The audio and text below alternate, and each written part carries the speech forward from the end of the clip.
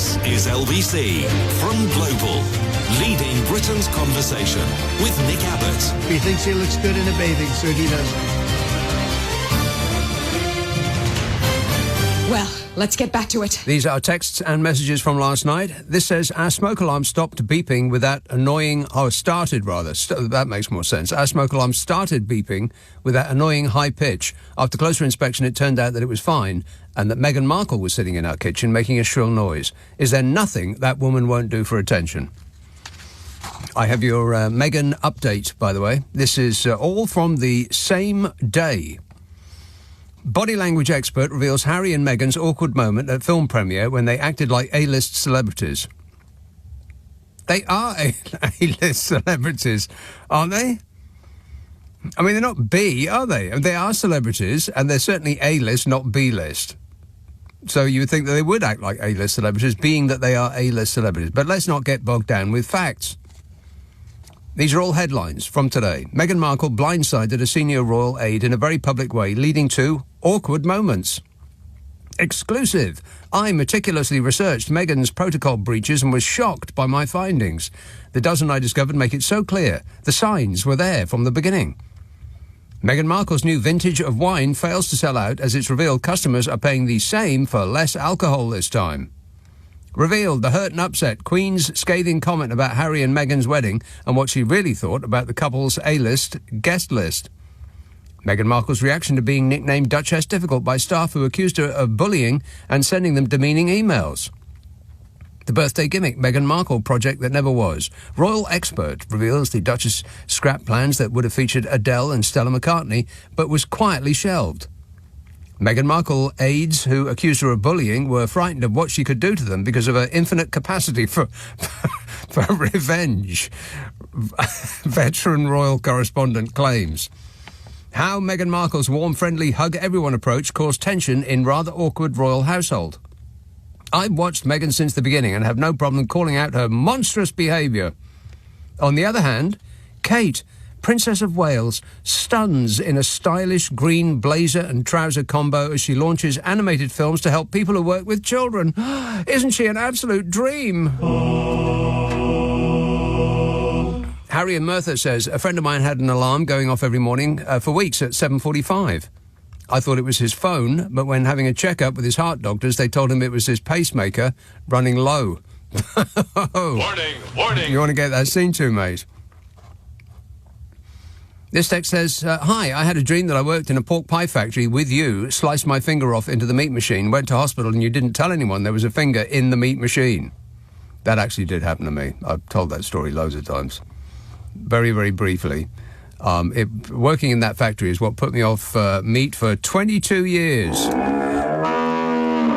Yeah, I was working in a meat factory, and it's one thing seeing meat in a pie, but if you see that meat in a wobbling, gelatinous vat of mush that's 6 foot wide and about 4 foot deep, and you had to use your forearm to scrape around the side of it to slap the remnants in the hopper, that put you off eating meat for the rest of your life as well. And because the hopper, when it's full, it pushes it down into these little tubes, and then a little door closes over the tube, and what's in there gets put into a pie.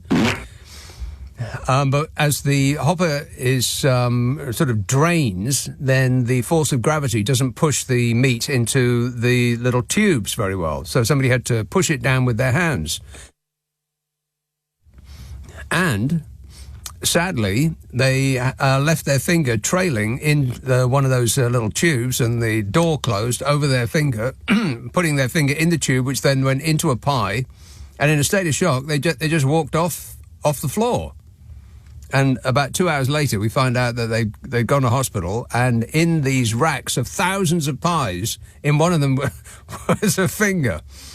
And so we were tasked with searching through, by hand, for a piece of somebody else's hand that was in a pork pie. We didn't find it, so the whole lot got binned. I mean, I assume it got binned. Maybe it got sent out. And, to hell with the consequences. Damn the torpedoes. Lexi texts, Nick, I just got an alert that Trump is meeting with Rootin' Tootin' in Alaska next week. Why does that seem so funny to me? He's basically writing every episode of South Park for them. If South Park wins another Emmy, do you think he'll demand they give the award to him? I want that Emmy. I heard it's in gold.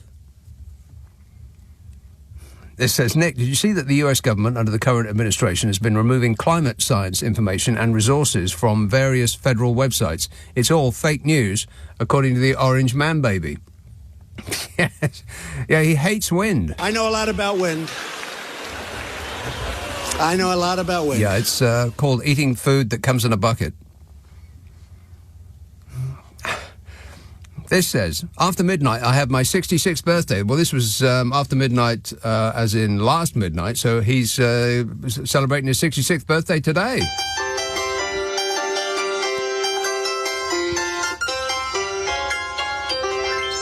He says, I'll be fine being a pensioner, but what's with the old age in my status? Yeah, old age pensioner. That's when 66 meant, you're only a couple of years away from death. It's not such an old age anymore, 66. He said, a positive spin will be that I'll finally have the letter. I'll have letters after my name. OAP. Yeah, I wouldn't put it on your headed paper, if I were you. Narberth, Nigel. Hi, Nick. How you doing? Good, thanks. Good. First of all, I wanted to just... I'm coming out tonight as a Nigel because for about the last... I don't know, 7 or 8 years, I've been calling you and calling myself Tom rather than Nigel because I wasn't really that keen on being called Nigel. But now you identify as a Nigel? Yeah, I'm coming out as a Nigel because apparently last year 5 babies were born and were called Nigel, which is we're coming back. Yeah, slowly but surely. The revolution has started, so I'm taking. Will be televised. Yeah. Yeah, I'm taking back control. You had a call last night from a guy called Philip, I think, in Cwmbran, in South Wales, who was talking about, I'm not a racist, but... and then he went on a diet about immigrants and so on. Yeah. I just wanted and he also mentioned something about a 20-mile-an-hour limit in Wales. Oh, he did, yeah, he threw that in, I remember that. What's wrong with a 20-mile-an-hour limit, apart from that you, if you are doing 20 miles an hour, will be the only person in the area doing 20 miles an hour? Well, there's 2 things, actually. One on the immigrants thing. First of all, Philip needs to give his head a wobble because in Wales we have something like 6.9% of people in Wales are born outside of the UK, as opposed to 15% in the rest of the UK, or rest of the UK as a whole. So he's probably never even met a person of... apart from over the counter at the Indian takeaway in the high street, yeah. Exactly, and to be honest, in some parts of Wales, some should we say, new blood would not be a bad thing, to be honest. So yeah. Yeah, I know what you're saying. Yes. Yeah, exactly.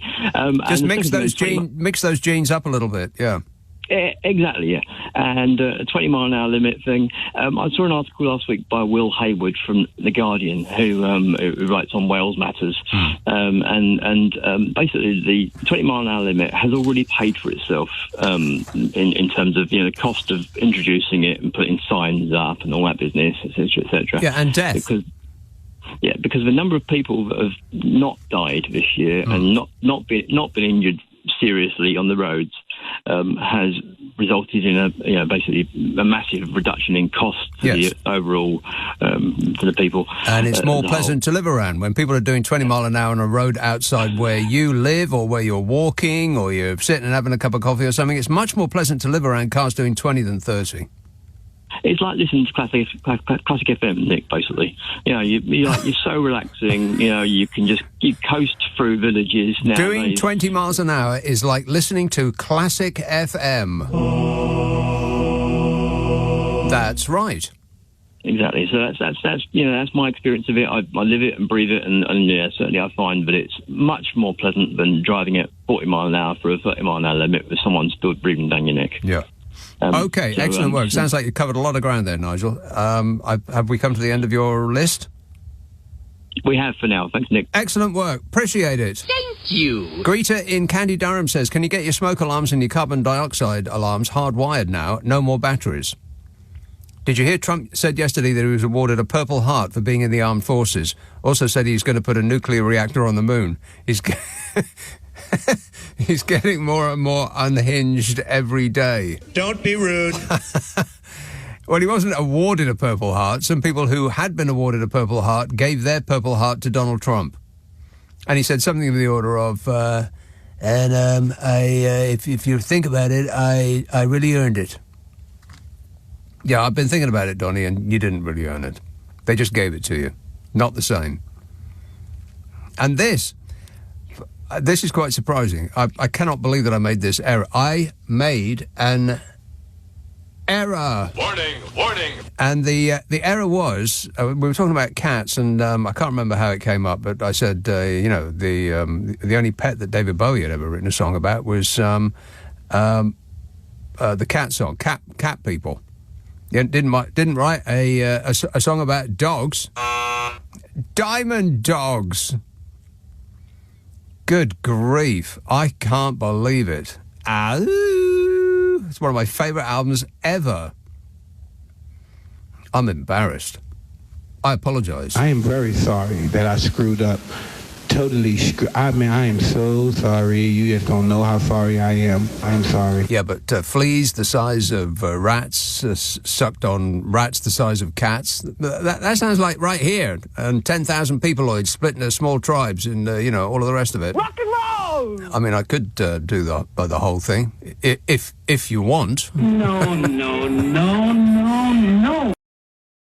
Nick Abbott on LBC. Call 0345 6060 973. Yeah! Dude! These are messages from last night, getting through them very quickly. Terry in Bournemouth says, just a little note from an electrician, Nick. Many modern smoke detectors are available with a 10-year-long life warranty and avoid the frequent battery change. I've fitted lots of them. By the way, please don't use anything other than a decent, safe set of steps to reach existing smoke detectors for battery changing. Tables and chairs for access remind me of your sound jingle, the very loud ah. Like that, I imagine, is what he meant. Yeah, don't use tables and chairs to get up high. You want to use a firm ladder with assistance. Tom in Southsea says, I used to work for a firefighters charity. I got a chance to go with them as they went to people's homes for giving fire safety advice. One of them told me that the reason smoke alarms are difficult to change is because parents used to open them up to use the batteries for their kids' toys. So they changed the battery type to stop that, as it was meant that the parents were stupidly putting them and their kids at risk over kids' toys working. Idiots. Morons. We're surrounded by morons. Aylesford. Hello, Tony. Hello, Nick. Yes, Tony. Hi, I want to talk about illegal immigration. Oh, no. Oh, and no, it should be a swear word. No, it shouldn't be. But can I just, forget what I've just said right now. Why do people, you just had a caller before, why do people feel the need? I'm not a racist. But? I'm not a homophobe. But? I'm not a sexist. But? I'm not an Arsenal fan. I'm definitely a Charlton Athletic fan. Why do people, well, it means, to me, when they say that... It means they are, yeah. Yeah, a little bit, yeah. It means that they think that they are, but they would prefer not to be. They would prefer not to associate themselves with those thoughts, but they can't stop thinking them. Yes, or they just. I don't want to be rude because I'm not the most educated. Yeah, you don't want to be rude, but they may be not that educated. Yeah. Yeah. Right. So now I've got some figures here for you. Now I was listening with intent yesterday. You had a caller yesterday talking about illegal immigration. I can't remember his name. Let's just call him Mr. Irrelevant. No, that is rude.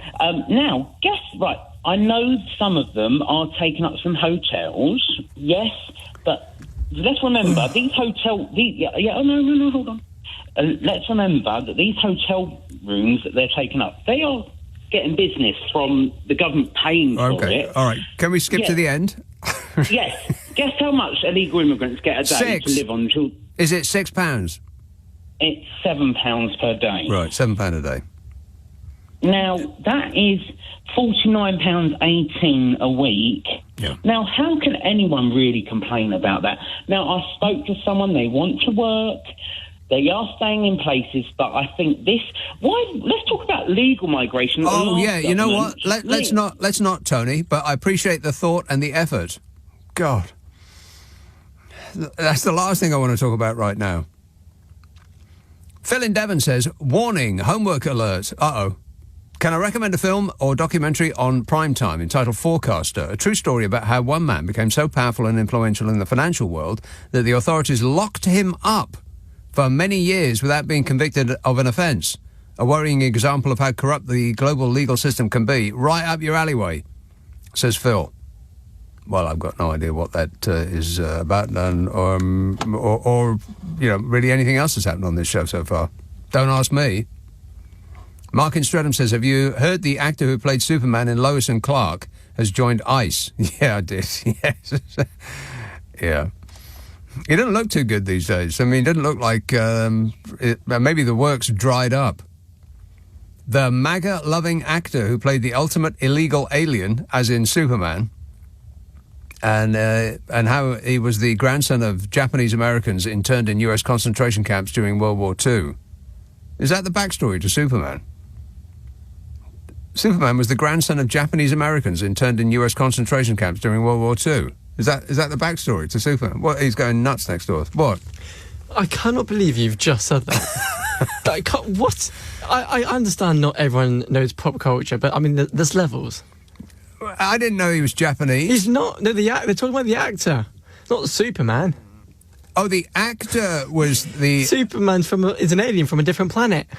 Yeah, I know he is, but he's got a mummy and a daddy. Well, his dad was Marlon Brando, wasn't he? Well, yeah, but they're still not from Earth. That's the whole point of it. That's how he's an alien. Right, so who's the grandson of Japanese Americans? I'm assuming. I mean, I haven't looked into it, but I'm assuming it's the actor. Assume? What, not looking up? I don't do homework. No, neither of us do homework, no. I do believe that I've just been the subject of a savage swipe. The only person who's allowed to do a savage swipe on me is Carol McGiffin. Oh, right, yeah. Yeah, we do a podcast and she's, always just savagely swiping me. I'm used to it from her, but not from the help next door. You believe that? And talking to Marlon Brando, what have I done that you show me such little respect? You come to me on my daughter's wedding. Anyway, Mark in Streatham says, have you heard the actor who played Superman in Lois and Clark has joined ICE? Yes. The MAGA-loving actor who played the ultimate illegal alien and how is the grandson of Japanese Americans. What does that mean? And how? Check your things before you send them, please. And maybe who? That would be an anagram of how. Who? And maybe... And who is the grandson of Japanese Americans interned in US concentration camps during World War II is trying to save America. Agolf Twitler is making me wish General Zod would make a comeback. Who's General Zod? Oh, he's going nuts again. 0345 6060 973. Cullen, Derek. You're not very popular the night with your other sister. Terrible. Right, I want to give you an update. Okay. Oh, about something I've spoke to you a couple of times about it, actually. Mm-hmm. It's a hobby I'm working on. Oh, yeah. And it's hopefully going to be a world record. Go on. Well, first, I know how to get rid of Donald Trump. Yes. Right, see this prestigious award that he wants that Barack Obama got? Obama. You remember Obama, don't you? Back when the world made sense, yes.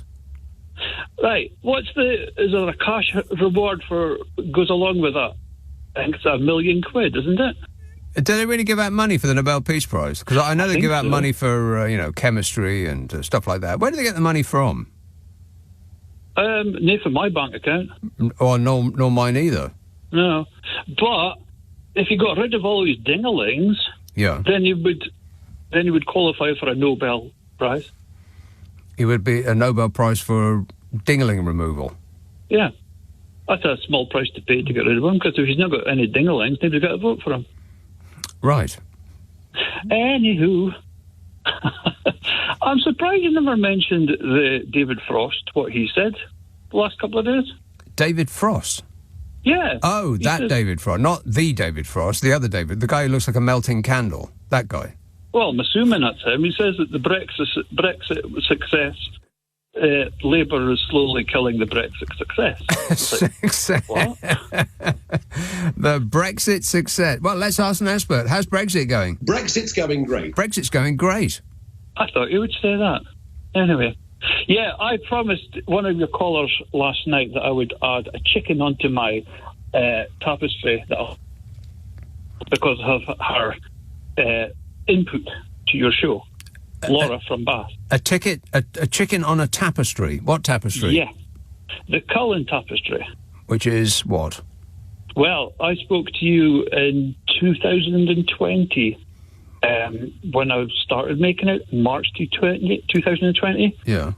And you reckoned then it was, according to your glowing maths ability, about 112 metres long. You've made a tapestry that is now 112 metres long. Oh, no, it's longer than that now. Is it? It's about the length of maybe 16 London buses. How wide is it? Or deep, or tall, or whatever you want to... Just over a foot. Right. And what's on it? You run it twice. It's the lockdown tapestry. It's a big thank you to everyone who has kept me laughing, inspired. Just generally good people. And it's longer than 16 London buses. So what? Yes. So what is on it then? Well, it's a story of lockdown. It's story of lockdown told by Super Mario. All the bad guys of Super Mario have got a massive stockpile of toilet rolls on one end, and Mario, on the other end of the tapestry, is sat on the lavvy with nothing to wipe his butt with. Huh. Yeah.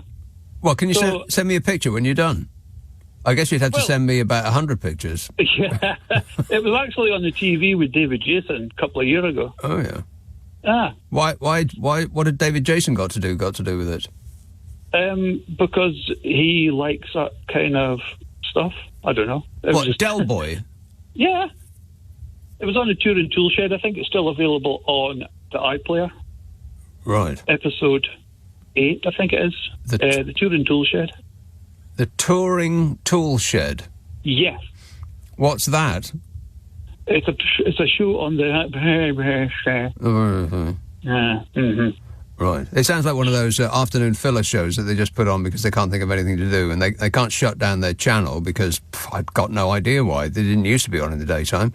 Why is it on in the daytime? Why throw all that money away making stuff that is just the exact copy of what's on ITV just in order to fill the space?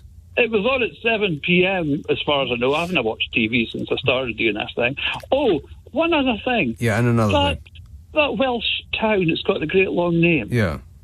You had Jeff on last night, and you were trying to pronounce it to him. Well, I went on holiday to Wales a few years ago, and I went into a little restaurant, and I asked, how do you pronounce the place name? I said, could you say it really slow so that I can remember, I can go back home to Scotland and impress all my friends. And the waitress... You can remember the first part, but not the middle part, and then you sort of catch up again at the end.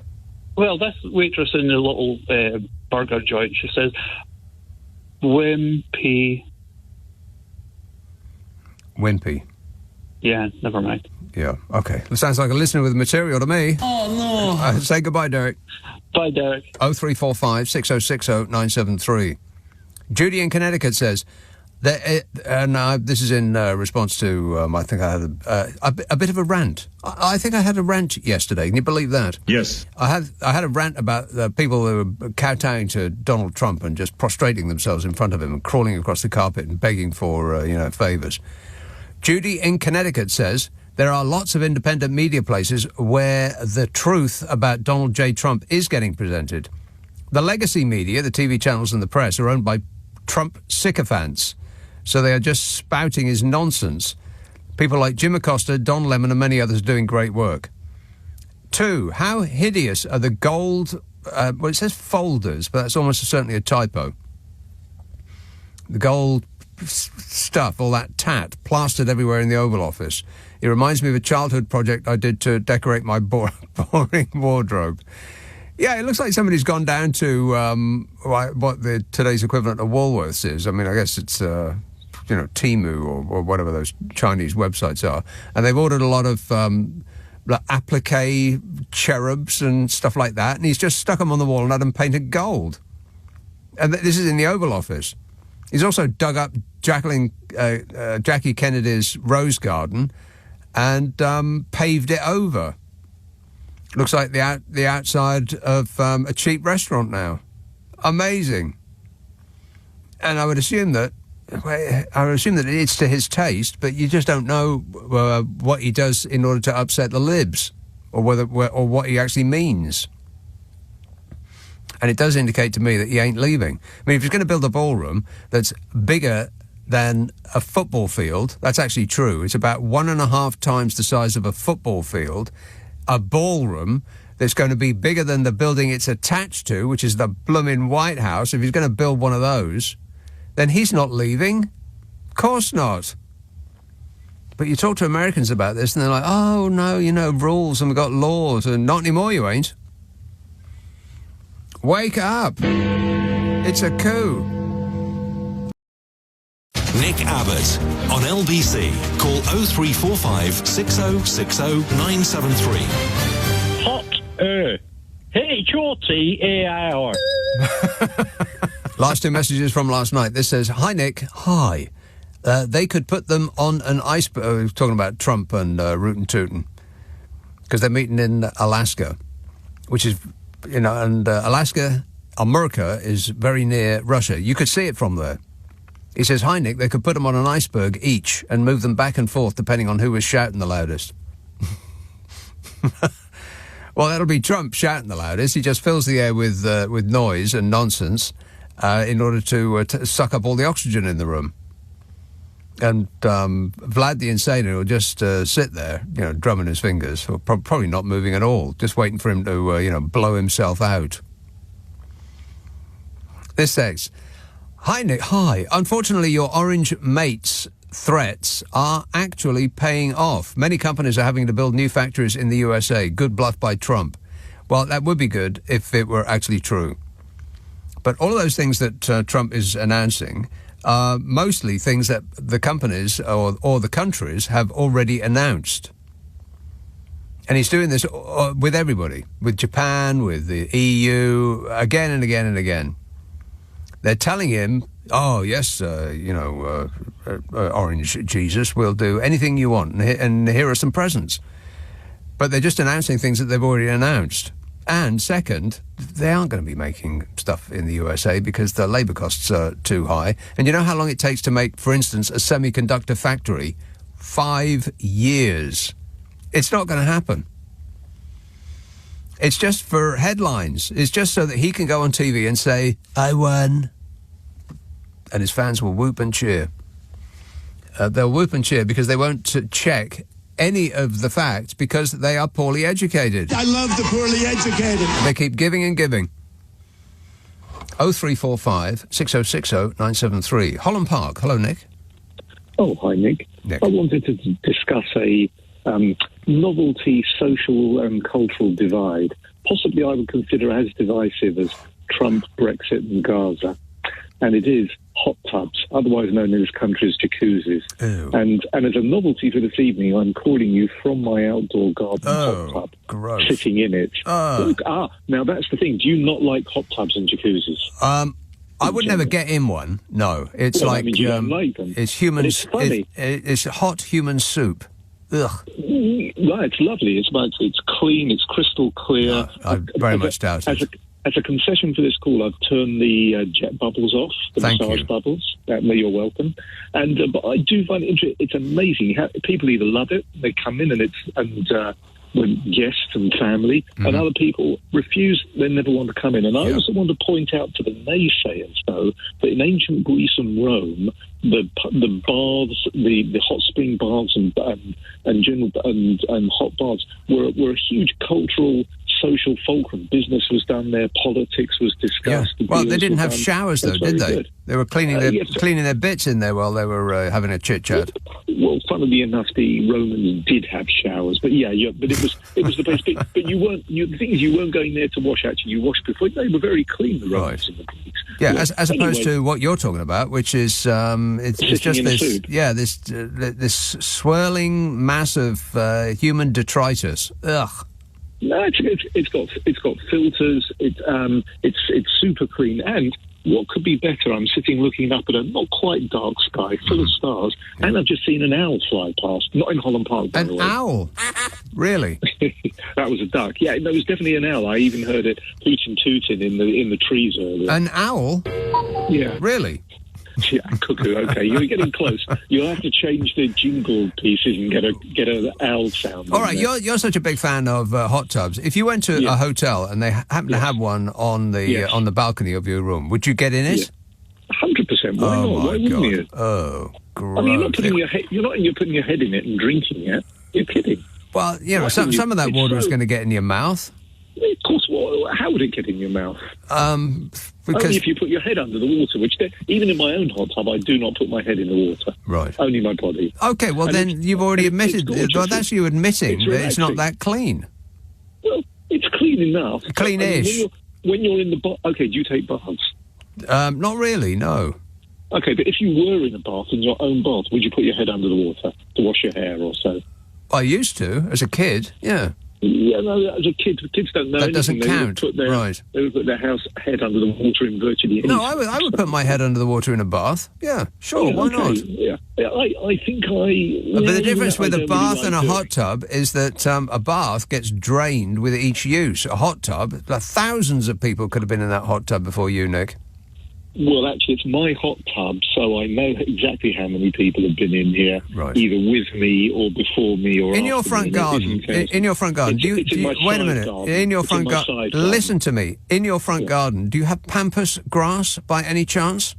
Not in the slightest. Right. No, is there a red light in your window of an evening? Not that either. It's very discreet. It's down the side of the house with a bit of fencing in front of it, so it can't be seen from the Holland Park. Big swinging community in Holland Park, I heard. No. Not in Holland Park. I mean Dorset. As I was saying, Dorset, notorious. Is it? I wish I'd known. Well, I wish you all the best, and I would take some antibiotics straight away, Nick, if not sooner. All right. Thanks a lot, mate. 0345 6060 973. God, no, I wouldn't get in one of them. Not if you paid me. Ugh. And particularly in a hotel. I mean, every now and then I've stayed in a hotel and they've got one of them things attached to the room. And that's never been cleaned, ever. I mean, they don't clean the bits that you can see. They're definitely not going to clean the bits you can't see. Thousands of people will have been in there, shedding their skin and like this giant human detritus soup file. Gary, unless they're and one of those companies is advertising with us, in which case it's an excellent way to relax after a hard day's swinging. Gary in Anglesey says, for a non-Welshman, your attempted pronunciation of Llanfair PG last night was a big ask. Yeah, well, I gave it my best. And it's that word that you can remember the beginning of, but not the middle, but you can get it together right at the end, because it's the easy part at the end. Llanfair, go. Easy. John in Bristol says, I know you're a great fan of The Sopranos. The Sopranos? Absolutely. However, I have seen so many people erased and empty shell cases. I have never seen so many people erased and empty shell cases as in Netflix series called Power. What are you talking about? Are you talking about guns? Killing? Well, I don't like The Sopranos because of the killing. I like it because of the script. It's funny. I have never seen so many people erased and empty shell cases as in a Netflix series called Power. Think of The Sopranos times 100. What does that even mean? Your eyeballs will become metaphorically superglued to the screen with many twists and turns of the Afro-American mafia enjoy, says John. No, I don't think I will. I think I'm considering watching The Sopranos again. Let's have Hoylake. Nora. Oh, hiya. Nora. Did you just... Literally, it went, hold the line. Oh, and then wow. You've said, hello, Nora. That was a shock. I'm just looking at how long you've been waiting, and it's not nearly long enough. Well, I mean, I can go, but it wasn't even a second. Well, now you're here, we might as well carry on. Well, I just wanted to express my deep admiration and gratitude for your embrace of the folk world last night. Oh, yeah. I feel focus gained.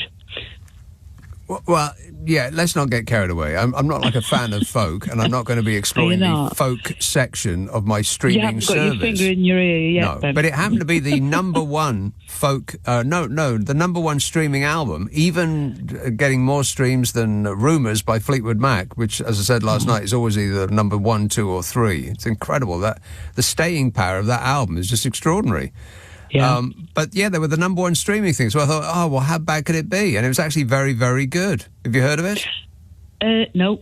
But I have to say, you have to be sort of into lyrics more than tunes with folk. As I was listening to it in the background, I did get the impression that they were actually making sense and the lyrics actually meant something, and it was, it might be important, but it didn't make me actually want to listen to the lyrics. I was just letting it wash all over me. Okay. Well, I can recommend some good bands to you if you want. No, that's okay, Nora. Oh, come on. The Glasgow... Have you never heard of the Tannehill Weavers from Glasgow? They're absolutely amazing. No, I have not. Oh, look them up. They're great. Oh, maybe not your thing. More traditional folk. Right. Oh, but traditional they are folk. very funny as well. Boring. Yeah, okay. Yeah. Also, I'd just like to take you to task on my... I had a dog called Courgette. That does ring a bell, yeah. Yeah, it was a topic of something else. Yeah, anyway. That's a terrible name for a dog. Well, the next two that we got, we did try and follow the sort of vegetable theme. Mm-hmm. Pumpkin came to mind. Well, that's cute. Well, I thought that, but then there wasn't another one to go with it. We saw it, and then we've ended up, and somebody who rang in and said, I shouldn't be trusted with pet names. Yeah, quite. Because I'd called the dog Brown. I didn't call the dog Brown. I called it Gordie. Gordon Brown. So he's Gordie. Gordie. Not Gaudy. No, not like the painter, not like the artist. Okay. No, that's Gaudi.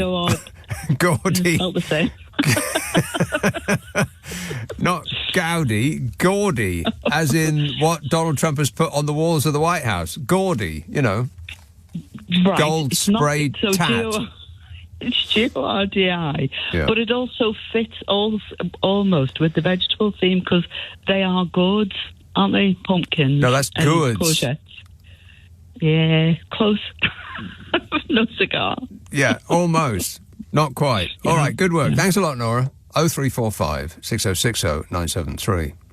Yeah, I was listening to this folk album the other day, and I was quite surprised that I actually liked it. It was, like I said last night, it was a little bit Joni Mitchell's, a little bit Crosby, Stills, and Nash. Rock and roll! And it's the number one streaming album, at least on my service. I'd never heard of them before, but I think they're Australian. But don't let that put you off. And they've called themselves something that a person who is playing their music on the radio would feel reluctant to say out loud, which seems like a career mistake to me. Why make it difficult for a DJ, to actually tell people who you are? Silly people. But it's an excellent album. I surprised myself. Do you want me to tell you who they're called? I suppose I better have. But you could look it up. They're the number one streaming album. They're called Three Folk... That's what they're called. And I apologise. But that's what they're called. Three Folk... That's what they're called. Nick Abbot on LBC. Call 0345 6060 973. Would you mind telling me what this is all about? Hey, I just looked it up and I made an Error. I said something that wasn't true. They're not the three folk birches. They're called the folk birch trio. Look them up on a worldwide weight near you. The folk birch trio. Very, very good. And Buddy Guy is number 1, and the folk birch trio are number 2 in the streaming charts, and Rumours by Fleetwood Mac is number 3. How are they managing that? I don't think it's been outside the top 3 for years. Why that album? Why that band? Very bizarre. Merthyr Tydfil. Hello, Jeff. Well, Nick, how are you, mate? I am great, mate. I've got a very, very good Welsh story. Well, this is what I want to ask you about. You opened the show by saying that a man has been arrested for having a Welsh accent. A Welsh accent. That's right. I need to know. I need to know, Nick. Well, leave it with me, and I'll come to it in just a moment. Okay. Well, the other thing I was going to ask you, there was a bit of very much of an aspersion was cast in the show earlier on. No. By some caller from Narberth. Oh, yeah. Who said that there are very few immigrants in Wales, but they are required to improve the gene pool. This is the impression I got from That's the impression that I got as well. I am outraged on your behalf. Well, it's always nice to tune in to these stories. Anyway, the one thing I wanted to identify with you tonight, Nicola Sturgeon. Yes. I would normally talk, but I just can't talk about Trump and Putin and all the rest of it. It's just too much for me. Yeah. I can't take it anymore. It's doing your head in. Yes, and we'll see what happens next week. Now, Sturgeon. Lovely. I like the girl, okay? Girl? Well, lady. Mm-hmm. Everybody's a girl in Wales, and you're a lovely boy. Right. You know what I mean? I guess so. I mean, if you call a grown-up a boy, which, a lot of people do under certain circumstances, they do. So, girl, I don't know, it just seems a bit... Look, in South Wales, it's not just a boy and a girl. It's a lovely boy or a lovely girl, okay?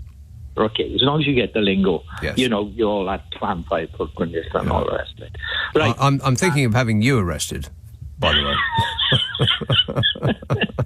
Sturgeon, okay? Yes. So she's produced a memoir of these terrible events when she got arrested and how it upset her.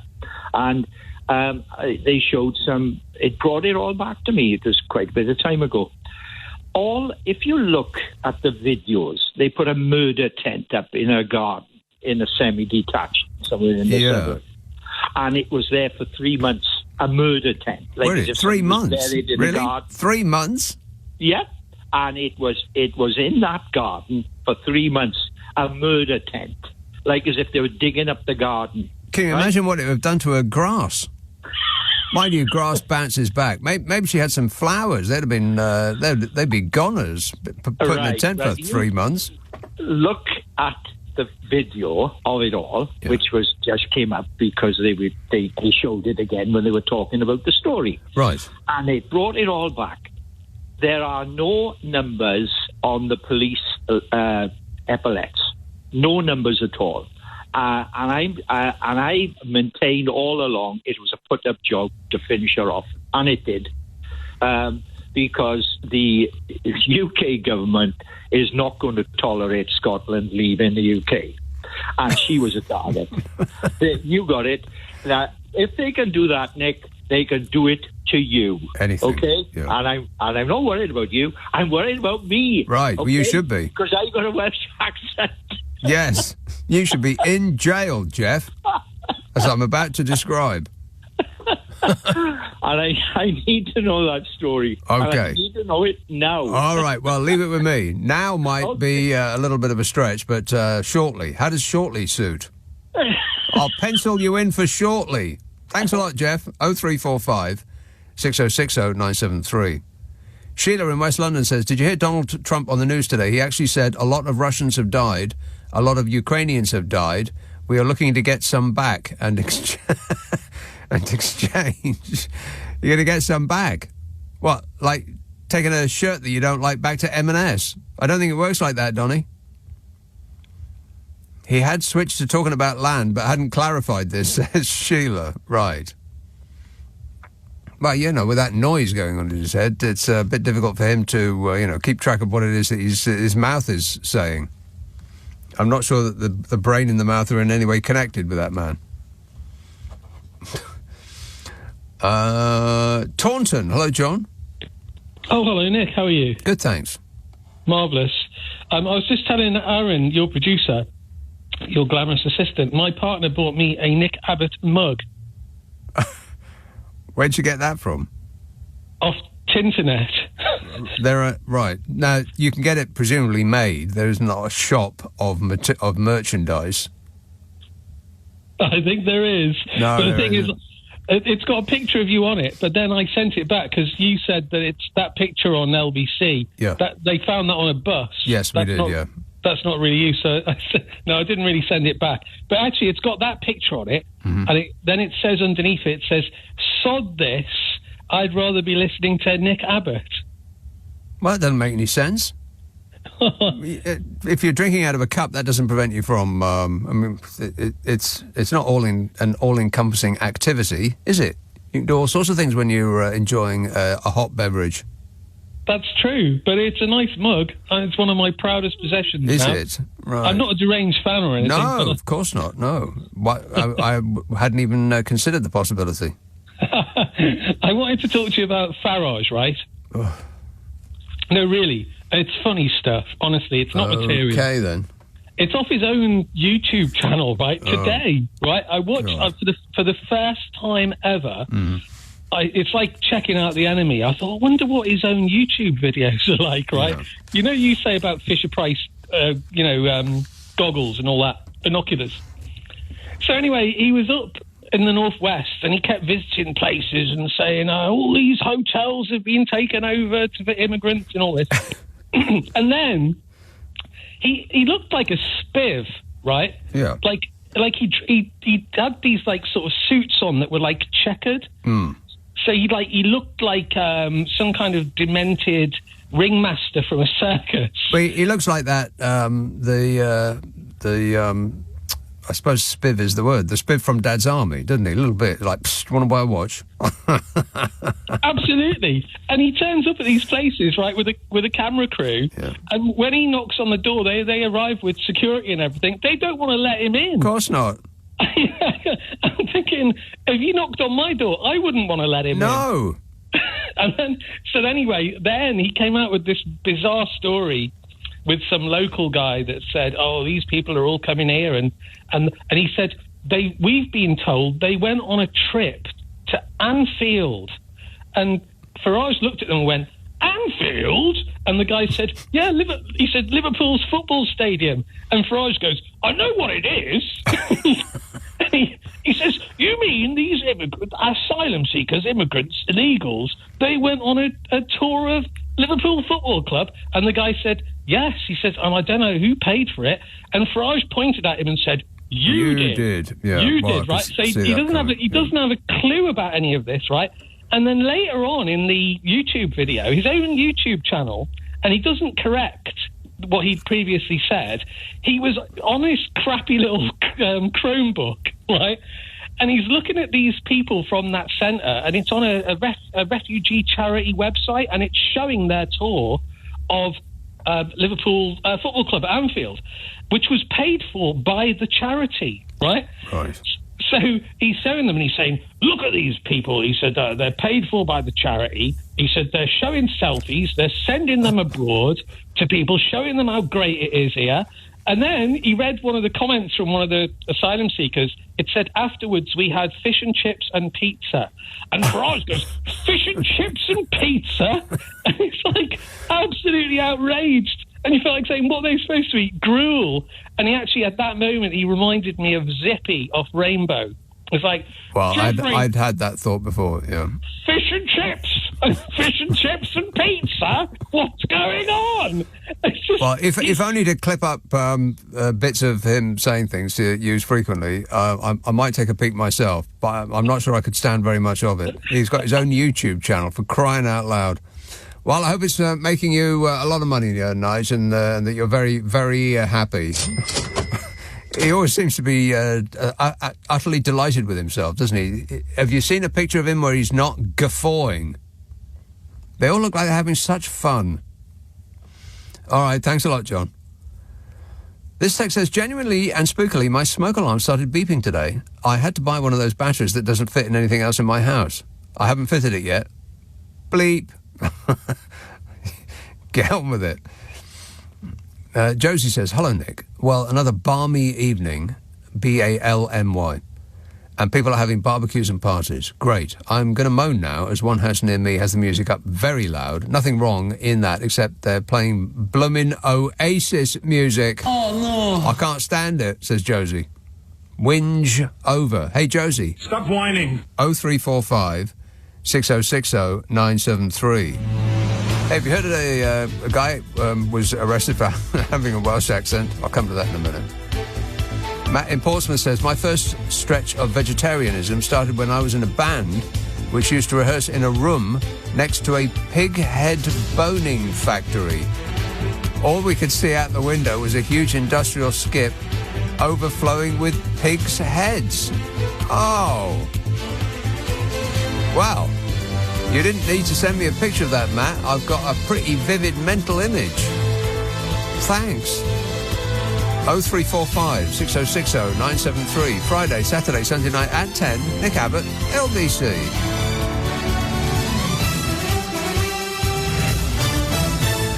On your radio, on the LBC app, and Play LBC. leading Britain's conversation.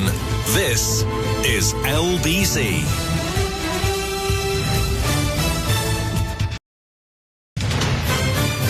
This is LBC from Global, leading Britain's conversation with Nick Abbot. Yeah!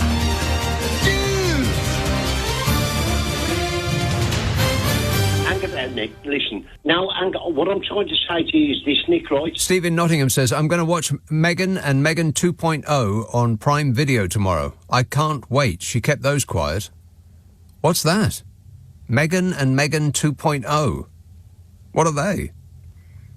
Gabriel in Hackney says, at tennis this evening, a couple who were brand new to the game began playing on the court next to me and Beth. The boyfriend was absolutely launching the ball at his girlfriend, and in a huff she shouted at him, this isn't Wembley. This isn't Wembley, you know. Wembley. Close, no cigar. The other place that begins with a W. Oh, message coming in from next door. Meghan and Meghan 2.0 are films based on a doll called Meghan that comes to life. Oh, I hate those. I hate those films. Dolls that come to life. No, dolls are freaky enough without coming to life. Thanks, but no thanks. Stop showing me a picture of a doll. Just take that off there. That looks like that actress from Australia who looks like she's had her face pulled back with heavy machinery. Margot Robbie. No, the other one. You know, the other one. The one that looks like she's had her face pulled back so much she can she can't close her eyelids. Is there another one? Comes the message from next door. Yeah, the actress from Australia that looks weird, like an alien. You know, she's had her face pulled back. I don't know why actresses do that. Well, I guess I do. Actresses have their face pulled back because, you know, they're getting older and the roles that are on offer aren't. That's why they do it. But it's a pretty odd thing for an actress to do because they communicate with their faces. And so if you stick Botox in their face and have them pulled back so that they can't emote anymore, they can't move their face anymore, well, you think that would hamper their craft. But what do I know? 0345 6060 973. Shannon, David. Good evening, young man. Yes, David. I was just ringing up a couple of things. First of all, I wish to just to reconfirm to you that you do have an assistant with material. An assistant with material? Yeah, you do. Oh, no. You do. It's worse than I thought. Just in case you didn't realise. I am concerned about you, though, Nick, I have to say, this evening. Yes. I'm concerned about your love of folk. Yeah, me too. I'm just making sure that you're okay, really. It's just a welfare check on you, really, that was all. It's just the one album. Let's not get carried away. I haven't gone full folk. I mean, I'm on about one album a week now, man, but I can handle it. Well, you see, I think I was, unfortunately, I was sent in the, I think I was sent in the right direction as a teenager at school where we were all into the Jam and, madness and the specials and all that kind of stuff when I was growing up. But there was one person, though, who was into folk. And I'm afraid the folk offering that he was trying to give us at the time was All Around My Hat by Steeleye Span. Ugh. Followed by Didn't We Have a Lovely Time the Day We Went to Bangor? No, so I hated it. I left at that point. Mind you, All Around My Hat by Steeleye Span, that was a big hit. That, that tickled the charts. That did. All Around My Hat. Something about wearing a green willow. Yeah, something like for that. A 12-month and a day, something like that. Yeah. It kind of stayed with me through my life.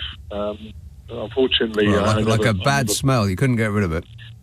Yeah, it's correct. But what I suppose that there is a. How about I'm a cider drinker? That was a good one. I suppose that counts as folk music, does it? I'm a cider drinker. Well, I don't know. Kind of. But now you're starting to get me into the Wurzels. I don't think we want to go there. No, we really. don't. We don't want to go there, no. But what it did make me think about, though, was the fact that there's some really good acts that kind of played on words. So you were talking about headlines the other week, those kind of funny headlines that people write. So there is a great folk act in Dublin, and I'm going to spell it, okay, because they're called All. FOLK''D up. Right. They are actually a very good example of that, and it kind of reminds me of these. You go to these. Well, I don't go to pubs anymore because I'm getting on a bit now. But plus you see plus £7 a pint. Yeah, it's not easy. But you do see these tribute acts, don't you? And I was always reminded of one up in Newcastle where he was a Bon Jovi tribute act, and he was called Bon Jordi, which I always thought was great.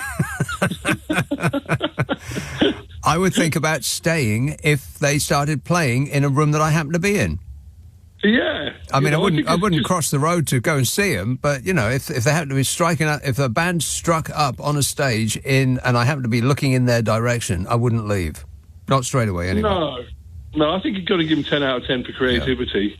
Yeah. And it also reminded me of another place. There was a business, I don't think it exists anymore, but they were actually called Van Gogh Van Rental or something like that. And their kind of catchline was, if you want a van, we've got one here. Oh, terrible. I just loved it. Yes. I loved it. I just thought it was great. All right. Anyway. Okay. Thanks a lot, David. 0345 6060 973. Hairdressers are the worst at that. Those puns. Gabriel in Hackney says, read that one just now. Sam says, Nick, the amount of people I know who I thought were of relatively sane mind who have gone down right-wing rabbit holes is frightening. Yeah, me too. I'm finding myself having a safe space word in my own head so I don't end up engaging in politics with them. It's just not worth going down that road. That's right. You would agree with that, wouldn't you, Carol? Yeah. Hey, me and Carol do a podcast, by the way. It is chucklesome. I think you'll love it. It's called What's Your Problem with Nick and Carol, in which the delightful and somewhat rabbit hole adjacent Carol McGiffin and I try to solve people's problems. It could be an issue, it could be something you've always wondered about, it could be a conundrum of some sort. If you want us to bend our brain to it, then simply send it to the following address, nickandcarol@global.com. nickandcarol@global.com, and prepare to be totally satisfied. Oh, right, yeah. Ask for it by name. On an internet near you, what's your problem with Nick and Carol? We've done about 360 episodes. I cannot believe it. Comes out on a Monday and a Friday. And, pretty soon it'll be 400. Amazing. We haven't killed each other yet. 0345 6060 973. Let's see now who's been waiting the longest. It looks like Watford. Steve. Evening, sir. How yes, are you? Steve. Good, thanks. Yeah, I just rang up with sheer curiosity, Nick. But I today joined a group. It's a Nick Abbot appreciation group. Oh, yeah. No, this is not a joke. And I thought, isn't that... but people hang on your every word. Right. Every text, every story, who rings in. And I just wondered... No, seriously, I'm not mucking about. But would you, if you was asked, would you ever like a peer or like have a quick look when you and not make a comment, or are you interested in that sort of thing? Let me think about that for a second, Steve. No. Yeah, it's a no from me. No. Yeah. Okay, well, that's not very nice, is it?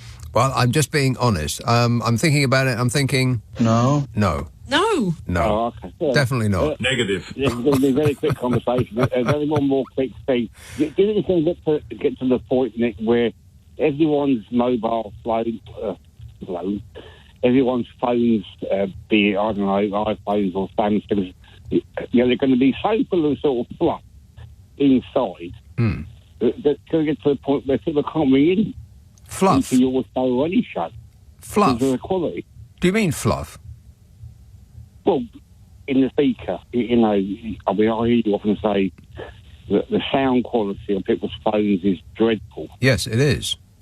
And it is. And you think it's fluff related? Definitely. I mean.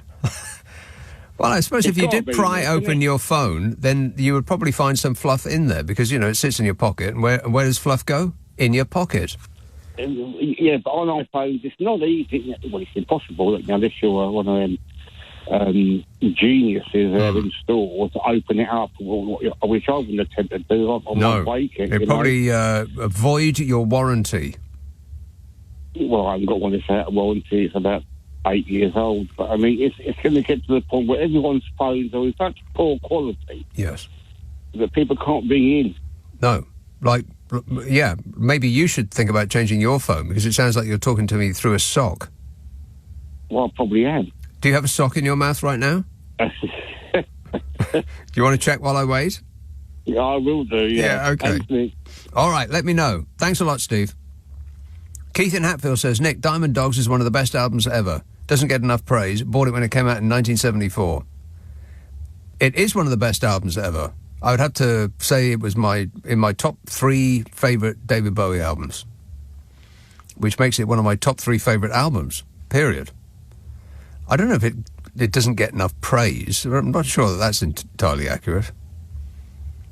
I mean, it's one of his best, and most people have heard of David Bowie and revere him as an artiste. This text says, "Hi, Mr. Abbott, you just played my favourite sound effect. Yeah, dude. Was it from a previous caller? No, it wasn't. No, it wasn't."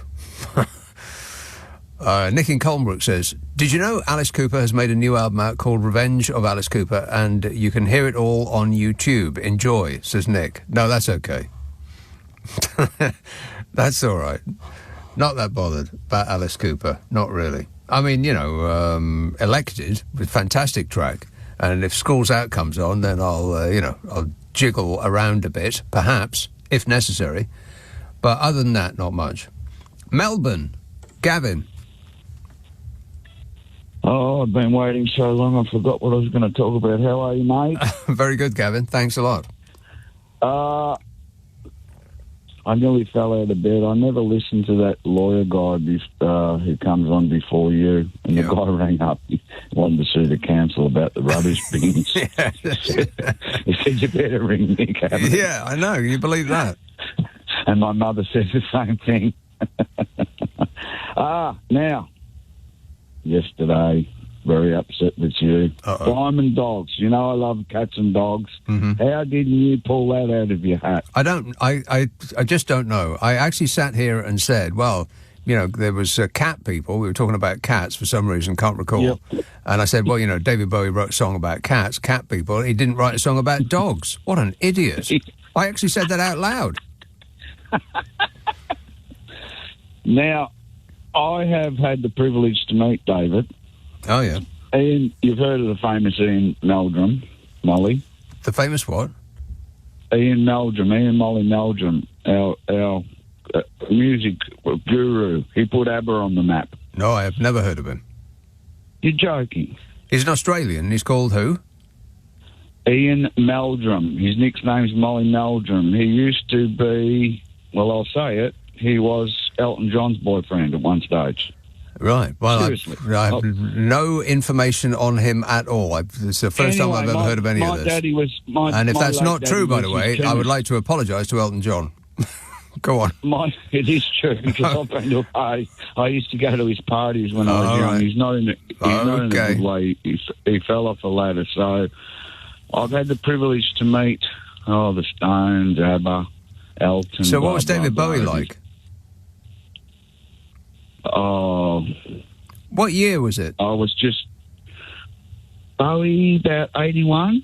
Okay, 81. Right. But I've seen him. I've seen everyone, every rock star, and I've met a lot of them. So at about 1981, he will have had kind of like bright yellow hair, and he would have been wearing like a primary coloured suit, and that was when he was.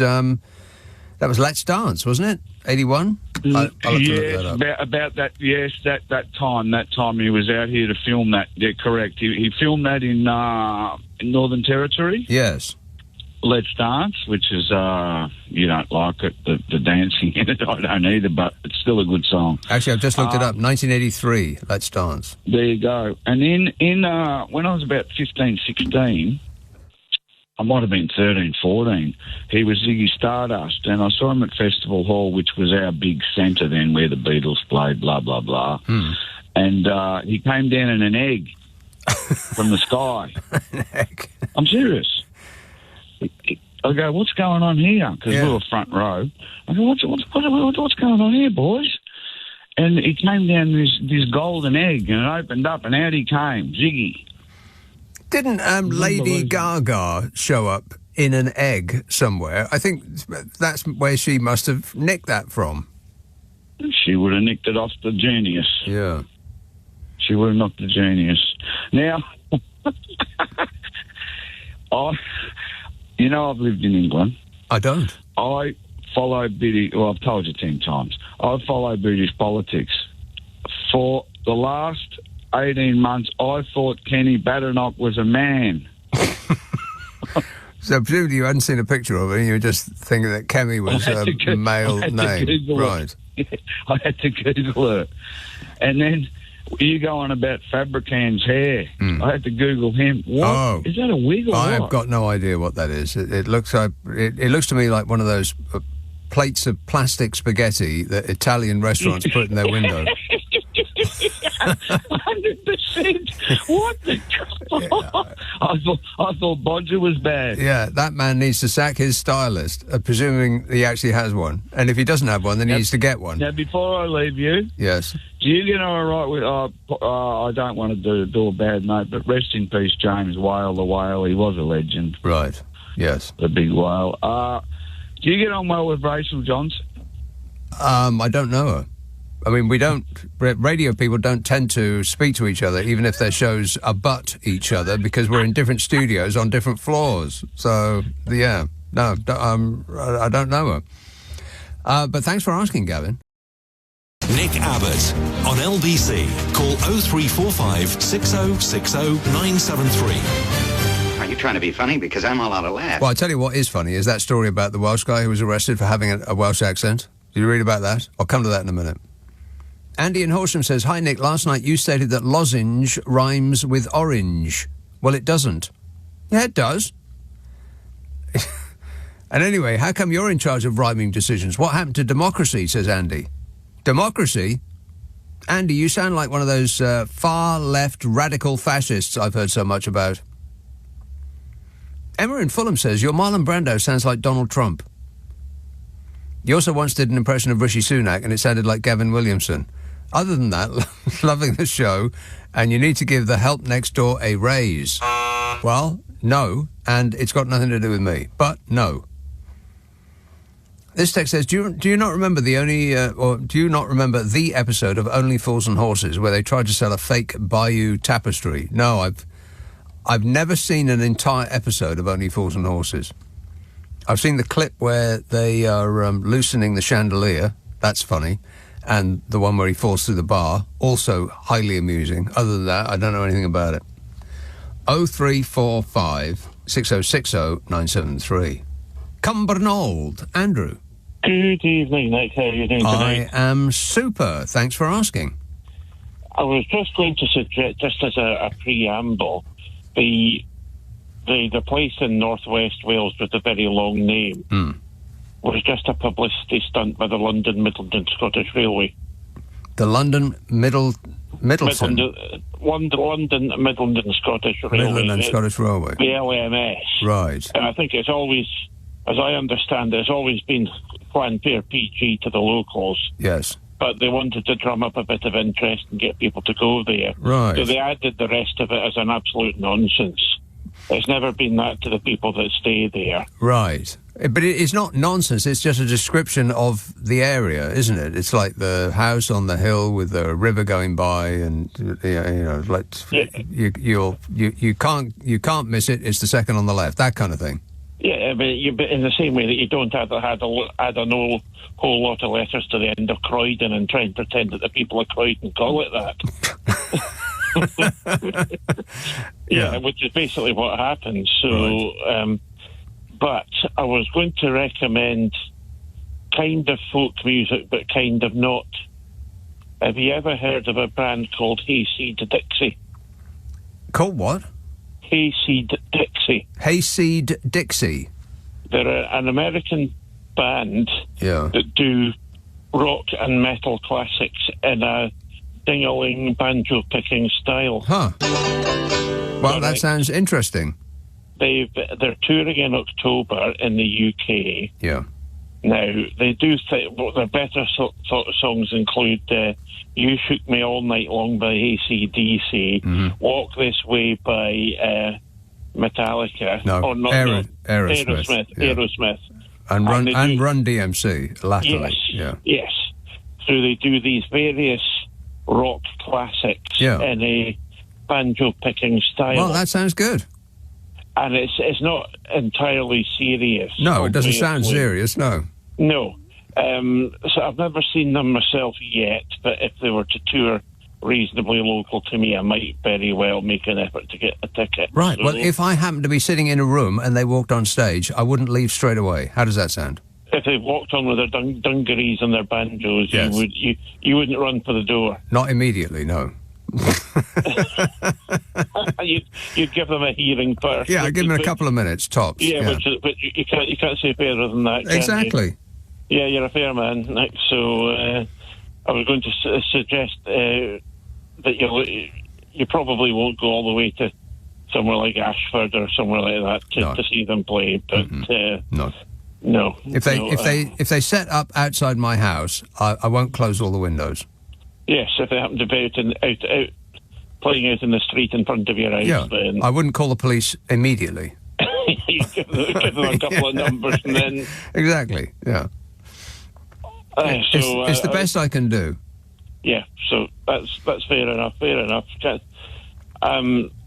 there's a few of us on the Facebook group that you never look at are getting quite fond of Brannigan's crisps. What's that? So Brannigan's crisps. Whose crisps? Brannigan's. Who's that?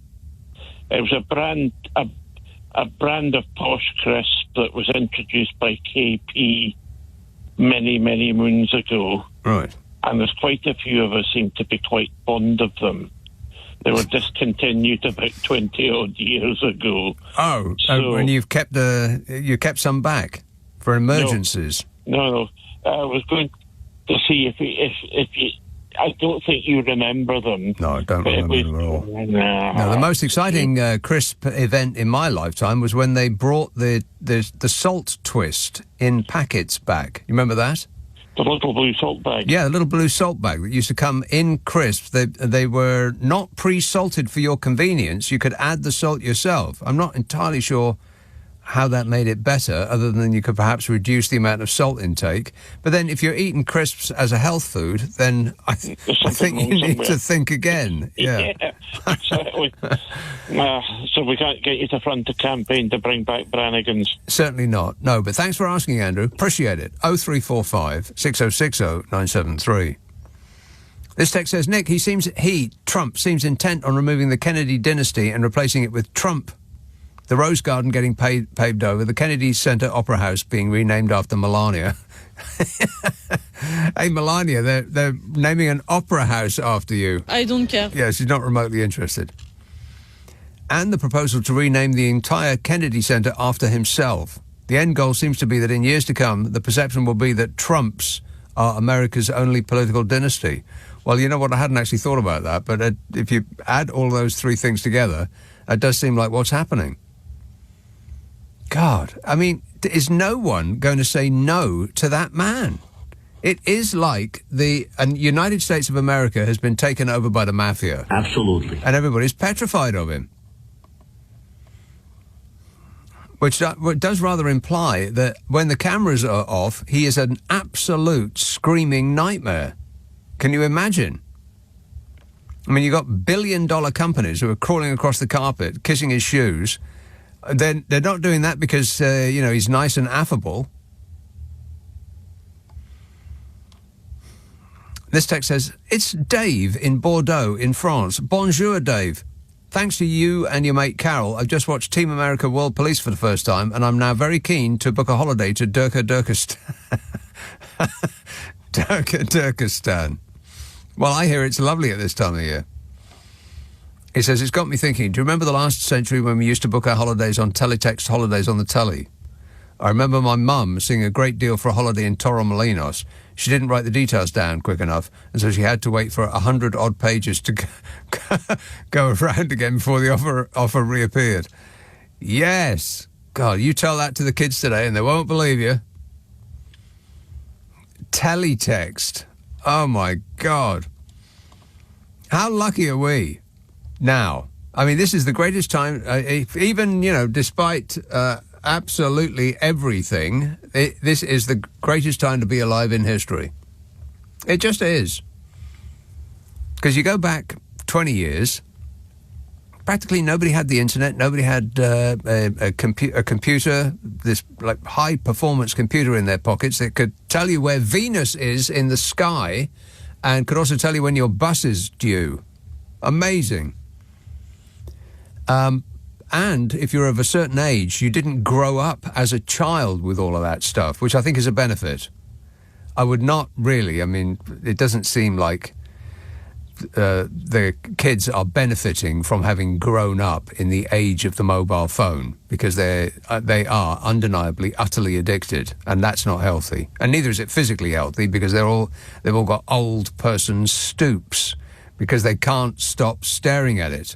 Their head cantilevered out over their body, this giant heavy ball on the top of their neck, and it's creating stoops in teenagers, which is an indication of how addictive they are. So I'm glad that I grew up without that, but I'm also glad that now I'm, relatively speaking, grown up, that we've got that now. Perfect age. Despite the tangerine scream in the White House and everything that he's doing to us. Don't be rude. Nick Abbot on LBC. Call 0345 6060 973. Don't touch me, or I'll kill you. 0345 6060 973. This text says, apparently the drain covers on the Bistro Terrace, which was previously the Rose Garden at the White House, are in the shape of the US flag. Pretty fitting, I thought. Yeah, exactly. The American dream is dead. Yeah, down the drain. Scott in West Hampstead says, When they meet in Alaska, Vlad the Insaner will not only play Trump like a fiddle, he might also ask Trump to sell Alaska back to Russia. Yeah, it's one of the worst deals in history.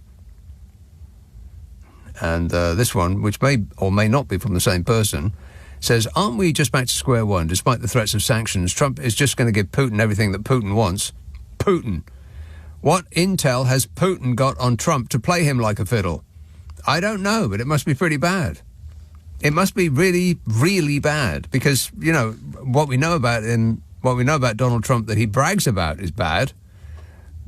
So what Vlad has on Trump, it must be just appalling for him to, for Trump to ingratiate himself in, with Putin like that. I can't imagine. I mean, my mind is spinning. Must be just off the scale, awful. Let's see who's been waiting the longest. Lester Cameron. Hello, Nick. How you doing? Yes, very well, thanks. Brilliant. I am just calling. I'm afraid I don't want to have a scrap with you, but I've got a bit of a complaint to make. Okay. So I'm a loyal listener to the show, and I was listening to your last week's show on Catch Up, and it was all about the rhyming. And you all having a good time with the rhyming. Now, I think it must have been early on the Friday show. You got a text in that says nothing rhymes with wolf. Wolf. And yes. Yeah. Now, I don't want to turn this, into another sort of rhyming sort of, show, but. So you had wolf earlier on Friday. You said nothing rhymes with wolf. No. Immediately, I thought gulf. Okay, the gulf of... No, it doesn't rhyme. Well, now this is where I'm going to have to get into a bit of a scrap with you, because I thought that. Well, maybe when you say it, it does. Wolf and golf, but not when I say it. Wolf and golf. Ah, interesting.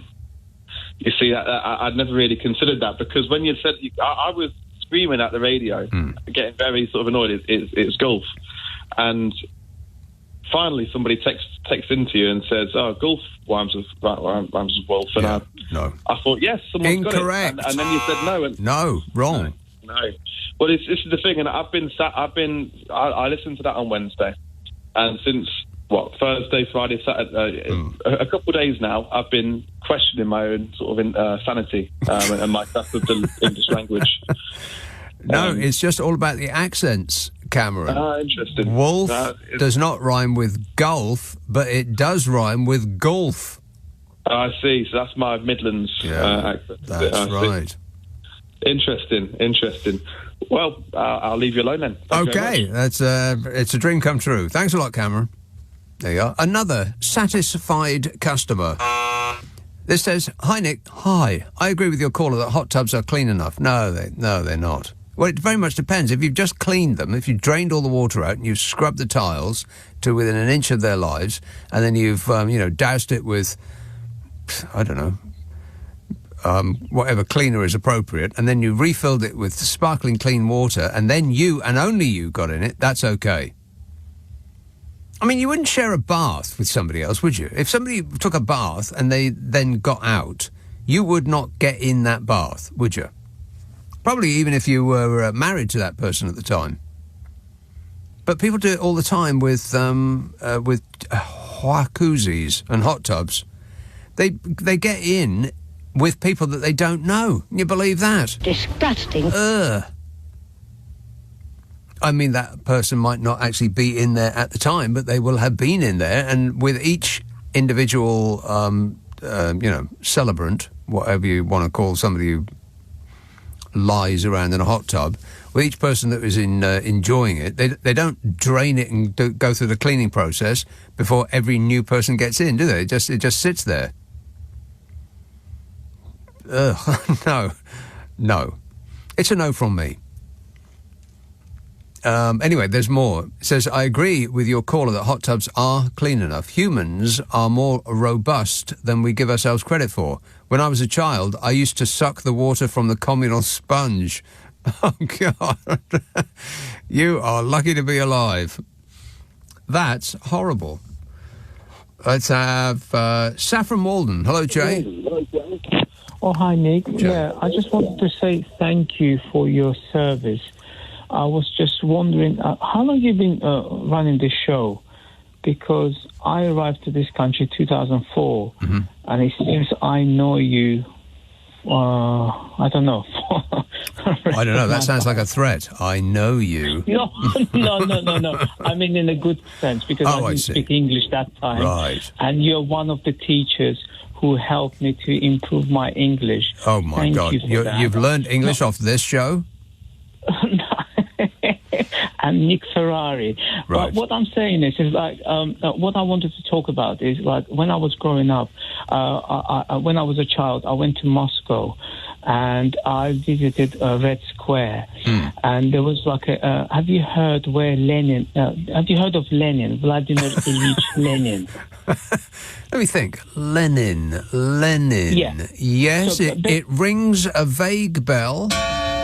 Yes. My point is you'll understand what I'm trying to do because it's my immigrant brain trying to weave through.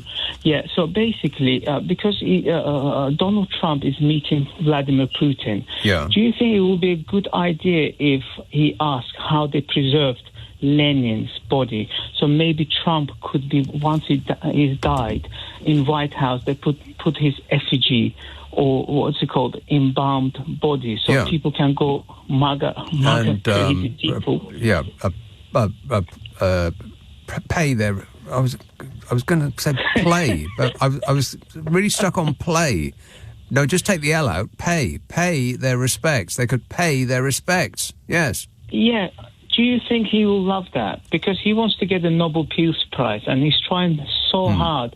I mean, he's involving himself in different places, like today, Azerbaijan with Armenia met up. His desperation is palpable. Yeah, maybe they could have him like they do deer. Maybe they could just have him stuffed and mounted on the wall in the Oval Office. And one more point in regards to this, like a public bath, hot tubs. Yeah. Do you know there's one person who walked in barefoot in on a plane toilet and then he come back? Have you ever heard about that story? No, but it doesn't sound like a kind of story I would want to hear about. He walked barefoot in a plane toilet and then he came back. It's a JFK Jr. Oh, right. Well, enough said. All right. Thanks a lot, Jay. Don't learn English from this show. Pick anybody else would be a better idea. This text says, as it's your birthday soon and you've recently become addicted to folk music. No, I have not become addicted to folk music. Should we buy a ukulele and a nice woolly cardigan with elbow patches and a pipe? Happy 100th birthday, they said. Yeah, thanks, but no thanks. I appreciate the thought. But it's not the thought that counts, it's the present. Amy says, Nick, wondering what the tangerine toddler will say if Putin turns up in a military uniform on Friday. I bet he wouldn't even comment on it. I doubt he'd shout at him either, or else Russian news channels might get the Melania photos out again. Yeah, well, he's not going to give him a hard time for his dress sense, just like he did Volodymyr, is he? And J.D. Vance isn't going to pipe up. I bet he keeps it totally stum. Unless he's on holiday again, and won't make never mind. Oh, J.D. Vance on holiday. I've got so much material, I haven't talked about any of it yet, because all these people keep calling me all the time. How do they get my number? 0345 6060 973. Let's see now. Oldbury. Hello, Rangers. Nick, you're right, mate. Yes, very well, thanks. Yeah, listen, I think Andrew from Cumbernauld mentioned the page, yeah? There's confusion on that page. Everybody thinks I'm on holiday now. I'm not. It's next week. I finish on Saturday. Right. And the weekend after that, I can't phone you because I'll be boozed up. Right? Well, it's a dream come true. Yeah. Right, okay. I've got, something that rhymes with wolf. Wolf. Yeah? Well, yeah, go ahead. Yeah, there's a Muslim name called Zulfikar. Yeah, that don't make no... that doesn't count. That's a foreign language. No, it's not. It's a Muslim name, and you can be called Zulfikar, and we can call you Zulf for short. No. Wolf the Wolf? No. I think I've got... No. Okay, No. we'll leave it. No. Okay, and then the other one, right, about these jacuzzis, right? Years ago, I used to go to a leisure centre, and they had a massive jacuzzi which sits about 10 people. Yeah. Oh, God. And to say, can you imagine? It had to be closed. Yes.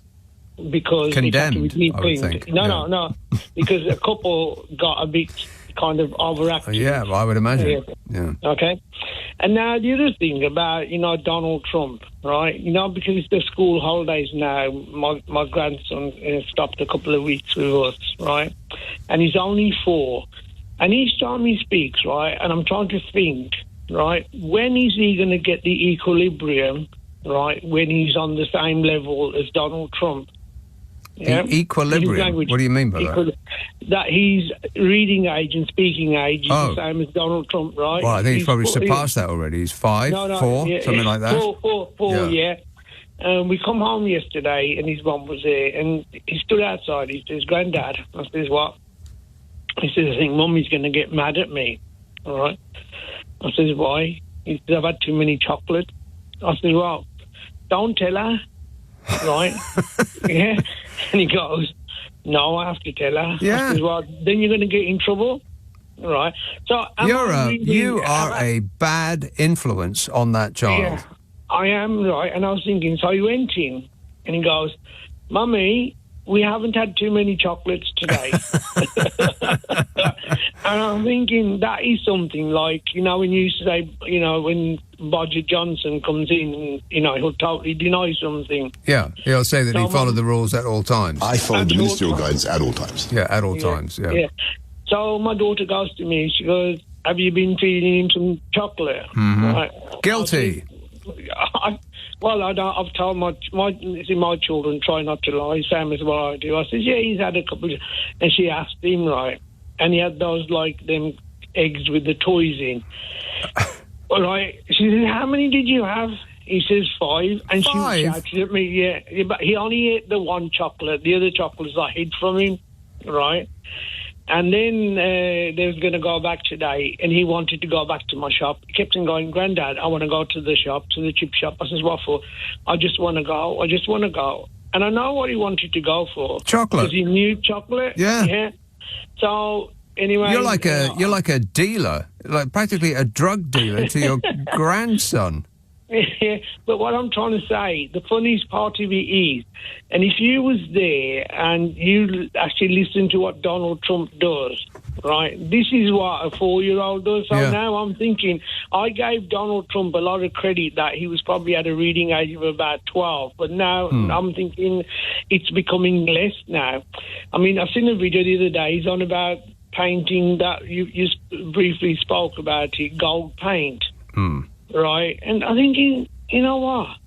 You're a leader of the free world, and if you've got nothing to say, right, just button it, mate. No, but buttoning it is not in his lexicon. He doesn't. That does not compute with Donald Trump buttoning it. He just fills the air with noise so that nobody else can speak. So the only person who is talking in any environment is him, which is just the way he likes it. And if he doesn't stop talking, then nobody can interrupt him or question him. Anyway, got to go, Ranger. Thanks for that. I'm calling social services, by the way. There's got to be some sort of crime being committed there.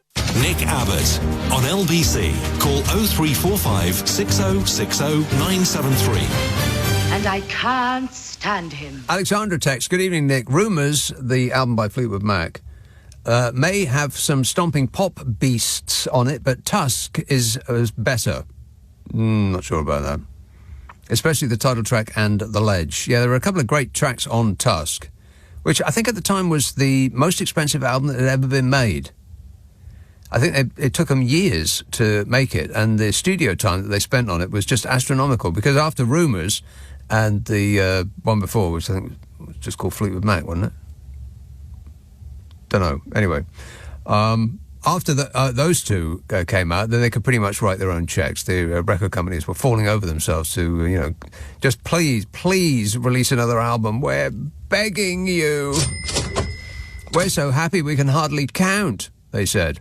And so they gave them all the studio time they wanted. And I think it became, because of that, the most expensive album ever made, because they couldn't get down to the task at hand, because they were doing too many drugs and, having hot interpersonal relationships with each other. Disgusting. But they wrote some good songs about it. Rumours. Yeah, I think Rumours is the more perfectly rounded album. Tusk is a little bit, the product of cocaine, I think. Fair enough to say. Varun in Dubai says, it has been unseasonably cool this month in Dubai. It was a chilly 42 degrees centigrade yesterday, rather than pushing 50 degrees centigrade as it would be normally in August. God, can you imagine? Why would anybody go to Dubai just in order to hug their money closer to them? You'd have to be out of your mind. What are you doing it for? And you got hypocrites writing newspaper columns from their bolt hole in Dubai about people who come to Britain and fail to integrate. And they'll be writing those columns about foreigners who go to another country and fail to integrate over a couple of cocktails in their all-English compound in a foreign country where they're failing to integrate. But don't get me started on that. Julia says, you did make me laugh talking about hot toast. My friends called it bottom soup. Oh. Yeah, OK, thanks for that, Julia. Just when you thought it couldn't get any worse, it did. Hungerford. Hello, Neil. Hello. Neil. You don't sound the same when you're speaking to me as you're on the radio. Anyway, got three things for you. Yeah. Well, let's see how the first one goes. I'm kind of freaked out at the moment, but go ahead. The word orange actually rhymes with orange. Yeah. And there are several different meanings of it, according to Reddit and blah, blah, blah, this, that and the other. So that's that one that way. The other one is, thank you very much for introducing me to Cowboy Carter by Beyonce. Oh, right. Which leads me to my question, which is, what was the name of that blinking album? Because I've been looking for it for over an hour. I've got LBC on pause. Yes. And I'm now hearing what I'm going to hear in about an hour's time. Well, you're talking about the folk album that I was listening to the other day. Yeah, I really need to know. It's by an outfit. They're three women. I think they're from Australia, and they're called, and I apologise for this in advance. I'm sorry about this, but this is their name. They're called Folk Trio. Okay. I think I'll get that. You're right. Folk Trio. That's what they're called. Thank you very much indeed. Well, thank you very much. Thank you. Cheers. 0345 6060 973. There was something else, but I came off too quick. We'll never know. Quentin says, I've been standing on the doorstep of the flat that we're renting in Edinburgh and listened to Oasis for free tonight, blasting out of nearby Murrayfield. All over by around 10. Not very rock and roll. Well, those are the rules, I suppose. They can't do anything about that. They transgress that rule and someone's going to pull the plug, like literally. All the lights would go out and and then the brothers will start fighting with each other, probably. Which will be the most entertaining thing about that gig, I bet. Lydia in Sheffield says, we just started The Sopranos again. Absolutely. But we're finishing Mad Men, which is also great. I never watched Mad Men. They smoked too much. I just couldn't watch it. It looked like I was going to get lung cancer just watching that programme. Yeah, no, I tried it, but I thought, oh, God, just put the fags out, crying out loud. Is that necessary? Oh, and then in brackets, she says, you can't say you're not going to watch it because of the smoking. If you can tolerate gratuitous violence, you can do it. You won't regret it, says Lydia. No, I think the time has come and gone on Mad Men. I think it was of its era, and that era's over. Era over. Oh, have you heard about the Welsh guy that got taken to court because he had an accent? I'll come to that in a minute. I actually will come to it in a minute. Worthing, hello, Matt. Hey, Nick. Matt. Yeah, I always thought hot tubs and jacuzzi would be a good name for a rap group, rap duo. Hot tubs and because it's an Uzi machine gun, which exactly. they like. Yeah, like that's right. Jack Uzi. Yeah. So Donald Trump, I mean, I think a good name for him now is the diddler on the roof. Okay. So, you know, the thing with him is, like, you know, he does these truth social posts, these rants, and he likes to sign them off with "Thank you for your attention in this matter." Yeah, where's that come from? All of a sudden, everything that all these insane screeds he throws up at the internet, it's like, "Thank you for your attention to this matter." Like, he just said something reasonable. Yeah, exactly. Maybe he ends it with like, "Oh, well, thank you for your attention in this matter." Yeah. Also, just some insane rants. But we're talking about the drain covers at the White House. I wonder how long it's going to be before he has them gold leafed. Like everything else, he's just covering everything else. Yeah, he's a first world dictator with third world dictator tastes. Yeah. Yeah. I mean, you just have to feel sorry for Zelensky, don't you? You know, it's having to deal with someone like that. I mean, what can you make of it? I mean, I feel sorry for everybody that has to deal with that. Yeah. All of the, foreign officials in every country, all these trade representatives who are having to make sense of this completely nonsensical thing that he's just making up depending on the mood that he woke up in that morning. Yeah. I mean, like Keir Starmer, I mean, he just looks petrified. Totally, yeah. When he's sitting, he's like, you know, he's got the 1,000-yard stare, isn't he? He's like staring into the distance, like thinking, how do you negate something like this? I mean, Starmer sort of... And this is the thing, Donald Trump, his first offer is always terrible. I mean, he's so predictable. His first offer will be, you get nothing and you have to give me money. And his second offer will be even worse. But if you can sort of sort of bring him down from up on high and actually get him to agree to something that's reasonable, then it will probably be much worse than it was before you started, but not as bad as anything that he has, mentioned previously. So the look that I get from Starmer is that, oh God, please not let him change his mind again. Can I just get out of the room with what we've got? Yeah, and hope he doesn't, say something so outrageous that I have to react in some way. Just slagging off Sadiq Khan. Yeah, and he has to sort of say, well, actually, he's a friend of mine. Right. Like that doesn't even go in. No, it doesn't register. It just bounces off Donald Trump. If Donald Trump isn't speaking, Donald Trump isn't listening. It's just output. It's all output and there's no input. Someone needs to find a jack on the back of his head and plug something in. He's on send all the time. I mean, like AI I'm very disappointed with AI. I mean, it's using the power of a small country, and all it's done so far is turn people into Lego characters. But the one thing that it has done is good on South Park, the AI ending of the first episode. Brilliant. That was the only good thing so far that it's probably done. And South Park, I mean, I'm a big fan of South Park, but what are they on, the 25 series now? Yeah. And that's 28th, I think. Yeah, and, having been on that long, it's more likely than not that it wouldn't be funny or relevant anymore, but it is hilarious and so relevant. It's probably the most relevant programme on television at the moment. South Park. Are you watching? Thanks, Matt. LBC.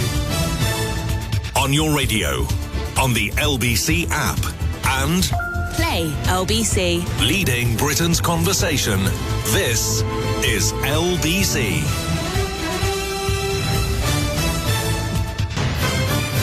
This is LBC from Global, leading Britain's conversation with Nick Abbott.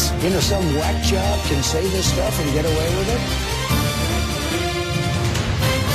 Have an outside line, please. 0345 6060 973.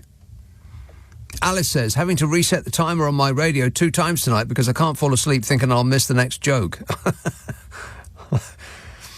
Or the story about the Welsh guy that got taken to court for having an accent. I'll come to that in a minute. This text says, you seem to have quite a jaundiced view of folk music in general. You seem to forget that greats such as Dylan and Cohen began their respective careers under the broad folk song banner. Yeah, and I didn't like them then. Sarah in Scotland said, what's your aversion to Oasis? I saw them last night and it was an amazing experience. What Sarah means is that she spent £500 on a ticket and is trying to convince herself that it was money well spent. I've seen Oasis live, and they were so dull. The most boring band I've ever seen live, no question. And all their songs sound the blooming same. What is wrong with it? Apart from that, I think they're a super band, and I wish them all the best. This says, you mentioning the song Day Trip to Bangor has brought back a long-forgotten memory. On Nick Ferrari's travel reports at the time, the 8:14 Barnhurst to Blackfriars was cancelled every day. So Nick sent a reporter to the station, and again it was cancelled. There's a spin-off song, Day Trip to Barnhurst, by Jackie and the Commuters, to the tune of Day Trip to Bangor. Right. What's that got to do with Bangor? Barnhurst to Blackfriars? Where does Bangor come into it? That doesn't make any sense. I feel like an idiot for reading it out on the radio. You know that this show's the only thing on LBC at the moment? 0345 6060 973. East Yorkshire. Hello, Mike. Hi, Nick. Yeah. You were talking about something saying, where did this phrase come from? Well, thank you for your attention to this matter. Yeah, well, what happens when bailiffs send people letters and debt collectors send letters? The very last phrase is almost always, thank you for your attention to this matter. Basically, they're saying, if you don't pay us, we'll come and nick your goods. Thank you for your attendance. Well, given the number of bankrupt companies, Trump's had, he must have seen this dozens of times. Right. It's locked into his head. Yeah, he'll show up at the casino with the keys. Well, I guess the casinos don't close, do they? But he's going to walk in the front door, and there's a note in a plastic sheath taped to the front door, and at the end it says, thank you for your attention to this matter. Anyway, you're going to do a Welsh item in a minute, but I've got another Welsh item that popped up today. Yeah. This poor guy, I think it was Wrexham, and he had a vintage clothes shop, second-hand clothes shop. Mm. And he had a shoplifter, and he grabbed him, called the police. Police came, made the shoplifter give him his shirt back, and took no further action. He then had 4 more instances of shoplifting, and the police didn't attend. So he put locks on the cabinets with the most valuable stuff in his shop. Yeah. And he put a sign up saying, because of scumbag shoplifting. Oh, right. If you need to examine something in a cabinet, please ask for assistance. Mm. So the police turned up and told him he had to take the sign down because he was being offensive. Yeah, offensive to the scumbag community. Wouldn't it have been better for the police to send their sign catching other shoplifters? Yeah. Rather Well, that is a novel idea you come up there with, Mike. And I'm sure that the police community will, cogitate on that a while. We'll see what they say. But the last thing, I'm completely on your side with hot tubs, Nick. And the reason for this is one of my friends years ago was a service engineer on public swimming baths. And when we ran between us, the football club. And I went to see him and he said, I'm busy, we'll talk, but we'll have to talk while I'm working. And he went down to service the filters on a public swimming bath. And what was removed looked like a combination of liquidized jellyfish and cat puke. It was appalling. You would not go in the swimming pool if you saw what the filters took out. I am never going in any body of water, even a bath. Even if I run it myself, I'm not going in there. No way. That's just vile. An enclosed body of water which has a lot of different humans in it is to be avoided. Yeah, absolutely. Yeah, people. But just people. Avoid people. And make that your watchword. All right, good work. Thanks a lot, Mike. 0345 6060 973. Dave in Liverpool says, I know where the hair comes from. It's candy floss. I used to watch it being made as a kid. They pour sugar into a hot drum and it creates a pink, fluffy cloud substance that wraps around a stick. But I never put it on my head. Don't be rude. That's where Donald Trump went wrong. He put it on his head. You're not supposed to put it on your head, you idiot. You're supposed to eat it. This says, if you're enjoying folk at the moment, look up an artist called Melinda. I most certainly will do nothing of the sort. She used to go by Melinda Kathleen Reese, especially some of her songs like Nature Boy or Far Over the Misty Mountain. Well, I know Misty Mountain Hop, if that's any relation. Rock and roll! She has the voice of an angel. She is Irish American, says that texter. No, I just dipped my toe into the folk world by accident. It was an accident, and I liked it a lot. But just the one album from an album that is number 2 after Buddy Guy. Buddy Guy's got a new album out, which I tried. Didn't like that much.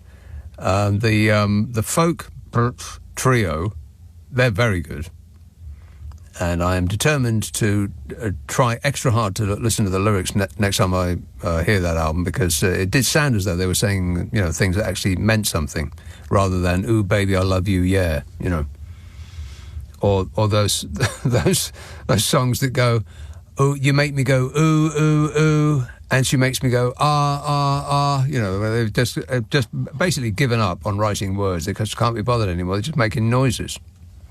Bootle, hello, Sarah. Hello, Nick. Sarah. Nick, saying about the tangerine one. I don't suppose anyone realises that when Vlad turns up in Alaska, he might actually nick it off Trump. Take his hair. Take his toupee.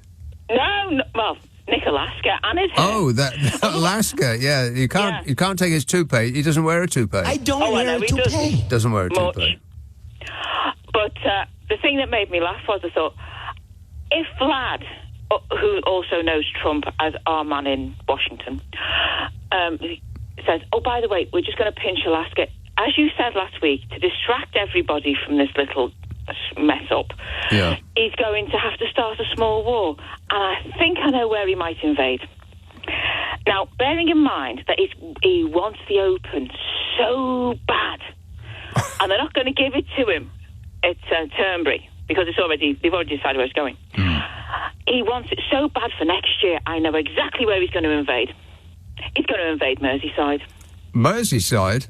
Yeah. Hang on with me. Wait a minute now, Nick. You see, the Open is going to be at Royal Birkdale, right? I don't know. It is, because it's been advertised all around our way. Okay. So we all know about it. And seeing as he's such a golf nut, and also he's going to have to distract everyone from what he's just done, he's going, right, I know, we're going to invade Merseyside. I want to get Royal Birkdale so I can wear a crown and go the Open and say it's mine. Well, I'd pay a lot of money to see him try to invade Liverpool. Well, I think he would. Such a film nut. Yeah, I think he would be met with a stern response. Well, put it this way: he's hoping for the longest day. It might be more like the Long Good Friday, attack the block, and when he gets up towards Southport, 28 days later. Right. There's a film I still haven't watched yet. I just couldn't bring myself to watch it. Hey, was that a fire alarm? It was, wasn't it? Oh, my God. Guilty! How long's that been going on, Sarah? It's been going on for a while. A while? Oh, no, we haven't got... No, you mean at ours? No, we've got a fire alarm going. It's all right. No, it's not I don't mean it's alarm. It's got an alarm going. I mean, it sounded like that chirrup that means that your battery's running low.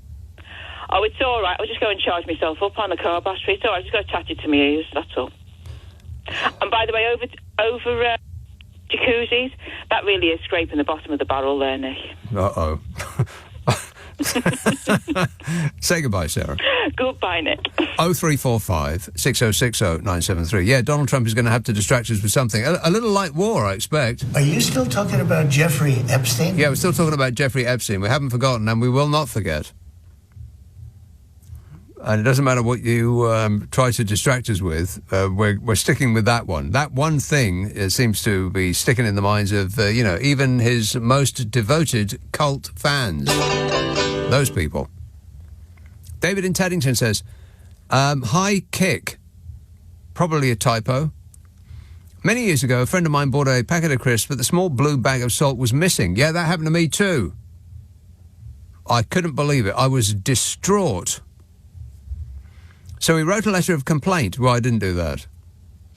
saying how disappointed he was. A couple of weeks later, he received a large box from the company and was very excited. When he opened it, there were thousands of small blue...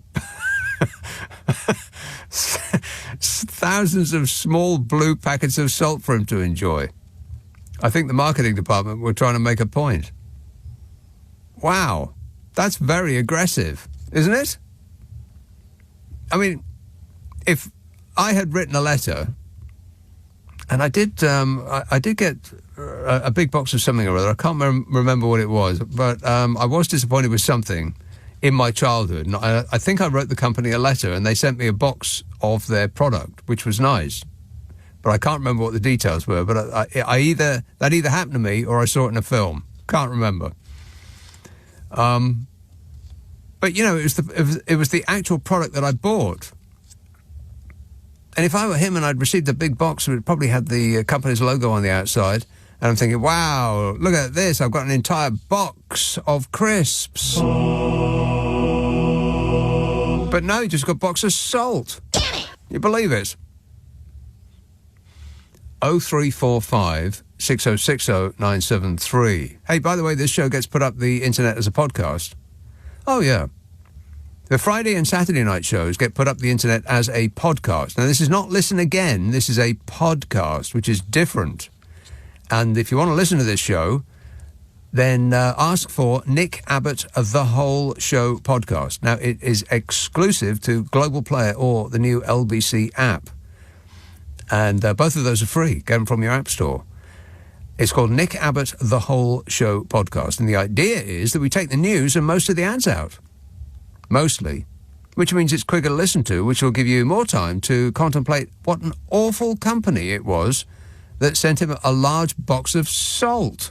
Nick Abbott on LBC. Call 0345 6060 973. You're just speaking words now, Nick, and they don't mean much. 0345 6060 973. This says, my ex has a hot tub sales business. Oh, well, that's a sign. Warning, warning. I've never liked them for all the reasons you say, but also, why do you want to get your kit off in front of friends in a social setting? Anyway, you confirm all of my concerns about his business and his character in general. Yeah. Run away. Run far, far away. And Balel in Swansea says, hi, Nick, I hope you are well. Yes, thanks. Just because you are a massive folk music fan, does that make you a dingaling? No, it absolutely does. I'm not a massive folk music fan. I'm just folk curious. That's all. San Francisco. Hello, Sophia. Hi, Nick. How you doing there? Good, thanks. Hey, so he sent it to his press secretary this week to badger the word that he deserved the Nobel Peace Prize. Yeah. And people laugh around the room. Matter of fact, there's a person in India saying that he should apply for president of Wakanda. But not only that too. His bullying of India had actually forced India and Japan and China to start working, strategically together against the United States. They've been dumping the U.S. dollar.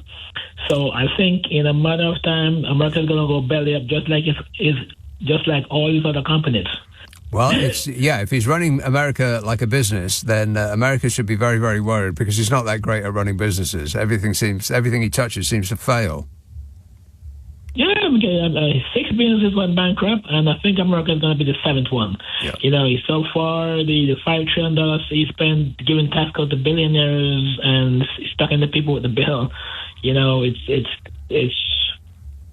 It's astonishing. It's it's funnier from a distance, Sophia. Believe me. I mean, if you're 6,000 miles away, like I am, from where you are right now, then it's a little bit more amusing than you stuck right in the middle of it. Yeah, but I wish you all the best. Good luck with it. You're going to need it. Steve in Reykjavik says, where in Reykjavik? All right, you try that. Where in Reykjavik? Rare yellow weather warning. Where in Reykjavik we have many outdoor... Here, maybe. Here. Check your texts before you send them, people. Here in Reykjavik, we have many outdoor thermal pools with hot pots you sit in, 40, 42 and 44 degrees centigrade. No chlorine is used, just natural geothermals. There is, however, a very strict wash regime before you get on that's often supervised. How to wash instructions are displayed on the wall. Blimey.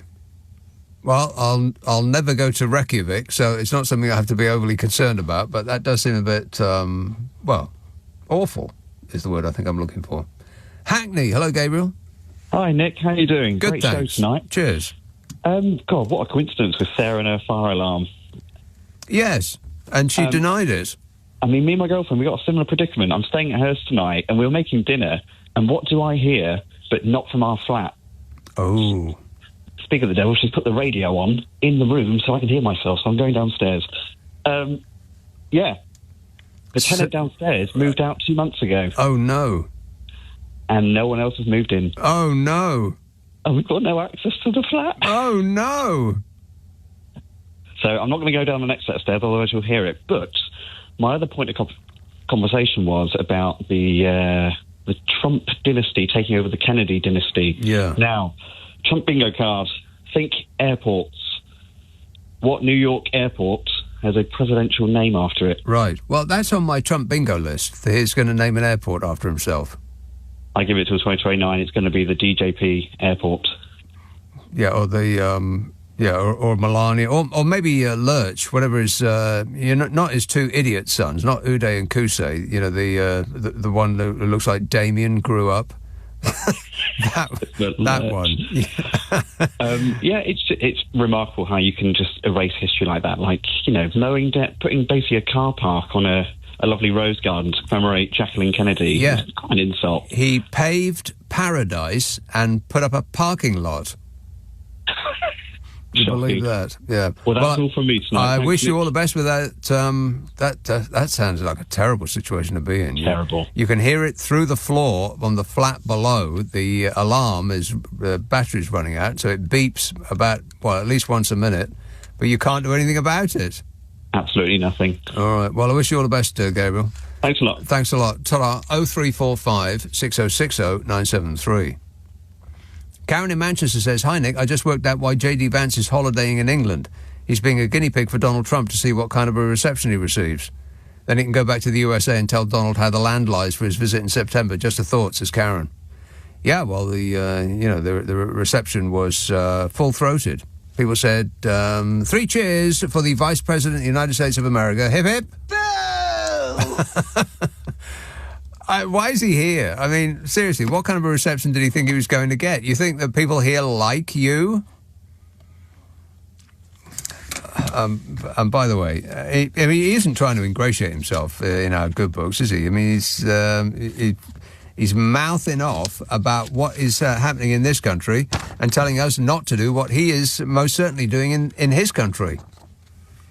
During a meeting with the Foreign Secretary, David Lammy, J.D. Vance said he doesn't want the UK to go down a very dark path of losing free speech. What? Yeah. The US Vice President, and full-time Maybelline eyeliner influencer previously raised concerns that free speech is being eroded in the UK. Can he be serious? Asked about free speech in the UK, Vance accused the West of censoring rather than engaging with different opinions. He is serious. He said, "I think the entire collective West, the transatlantic relationship, our NATO allies, certainly the United States under the Biden administration, got a little too comfortable with censoring rather than engaging with a diverse array of opinions. So that's been my view," says J.D. Vance. Hello? Have you been asleep since you became Vice President or just on permanent vacation like Aerosmith? Rock and roll! He's been on holiday once a month since becoming the Vice President to Adolf Hitler. You know, he actually had the level of a river in Ohio raised just so that he could go kayaking on his birthday. Try going for a dip in one of our rivers while you're here, Vance. I double dare you. What's the matter? You scared? That eyeliner is waterproof. What are you waiting for? Vice President J.D. Vance, holidaying in this country at our expense, objects to European censorship and claimed that under Trump, who he called the new sheriff in town, the administration may disagree with your views, but we will fight to defend your right to offer them in the public square. That's what he said. God, look up shameless in a dictionary. He's got his face there. His administration may disagree with your views, but they will fight to defend your right to offer them in the public square. That's what he said.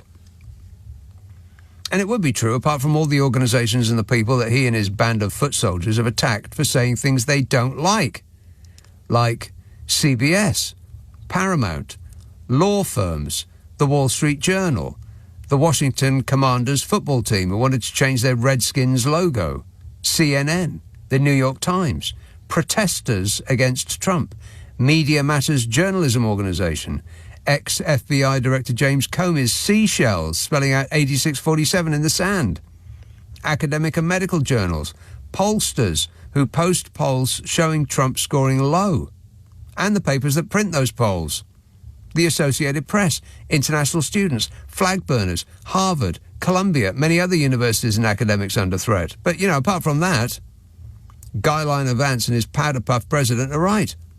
They're all about freedom of speech, as long as it's speech in praise of the dear leader. A president! Can you believe it? In his second term, Trump's attacked law firms and attorneys who have sued or prosecuted him in the past or represented his adversaries, demanding money and free legal work for Donald Trump from them. He's withdrawn the normal protection for former government officials who have said mean things about him, including John Bolton, former Trump National Security Advisor, former Secretary of State Mike Pompeo, his top aide Brian Hook, former Chief Medical Officer Anthony Fauci, also all lost their security protection, which has had a profoundly chilling effect on those officials who might think about criticising the regime in the future. Associated Press journalists banned from the White House and Air Force One for refusing to refer to the Gulf of Mexico as the Gulf of America. Trump called TV news channels CNN and MSNBC illegal and said they should be investigated. Trump effectively closed Voice of America after 83 years of continuous broadcasting for being anti-Trump. The broadcast regulator, the FCC, initiated action against several TV stations that Trump said were anti-Trump. Trump banned the phrase climate change from government documents and research. He banned the mention of gender in scientific research funded by the government, which science relies on. And not just banned it in future, he's removed and destroyed years of data sets that 600,000 doctors and science organisations rely on for health research into things like cancer, because the research mentioned words like, and I'm not making this up, male, being young, or veterans. All eliminated and destroyed. Years of work gone. It's been a constant barrage of aggression against anyone who says anything he doesn't like. And then he's got the nerve to say that he is stopping censorship and bringing back free speech. And his guy-linered mini-me, Vance, is touring the world on a constant holiday, lecturing other countries that they are going down a dark path of censorship. Oh, fabulous. I mean, really? Is this real life, or am I hallucinating? Fidel in Feltham says, Nick, thousands of millions of fish poo in the sea. Doesn't stop morons going for a dip. Yeah, I wouldn't get in the sea either. No body of water that is, well, I ordinarily would say that is not surrounded by tiles, but having heard that story about the swimming pool, I ain't getting in them either. Louise texts, the Dead South is a brilliant bango bluegrass band from Canada. Huh. I didn't know that. They play the bango? You're not really selling it to me, Louise. She says, also, Melinda Kathleen Reese did some funny Google Translate versions of songs. Also, I'm in Hungerford. Cheers. says Louise. And Neil in Newport says, apparently J.D. Vance has been meeting Ukrainian officials over the past day prior to any meeting that Trump has with Rootin' Tootin'. Maggots are trying to sell J.D. on social media tonight as some sort of great statesman, but they're getting tetchy on his new nickname, Vladimir Putin. Vladimir Putin. I get it. This is LBC with Nick Abbott. Call 0345 6060 973. Text 84850. Alexa, send a comment to LBC. You've got a good, your mind is a little bit, three-dimensional. No, I have no idea what you mean. This text says, as a child, on the cereal, jam and tea labels, you were invited to write and ask for information to inform you about their products. It was great. I got loads of information to help my education. I passed my 11 plus at 10 years old. Everything is available now, but not stimulating curiosity, really. You passed your 11 plus at 10, but what's that got to do with jam and cereal and tea labels? Unless the 11 plus, and I did take the 11 plus, but I don't recall what it was about. I can't remember any of the questions, but I'm pretty sure they weren't about cereal, jam and tea. But I might be wrong about that. Let's see now. Who's been waiting the longest? Be totally fair about this. Bern in Switzerland. Avatar. Yeah, hi, Nick. Is your name actually Avatar? It's Avatar. Avatar, right. AVTAR. AVTAR. Right.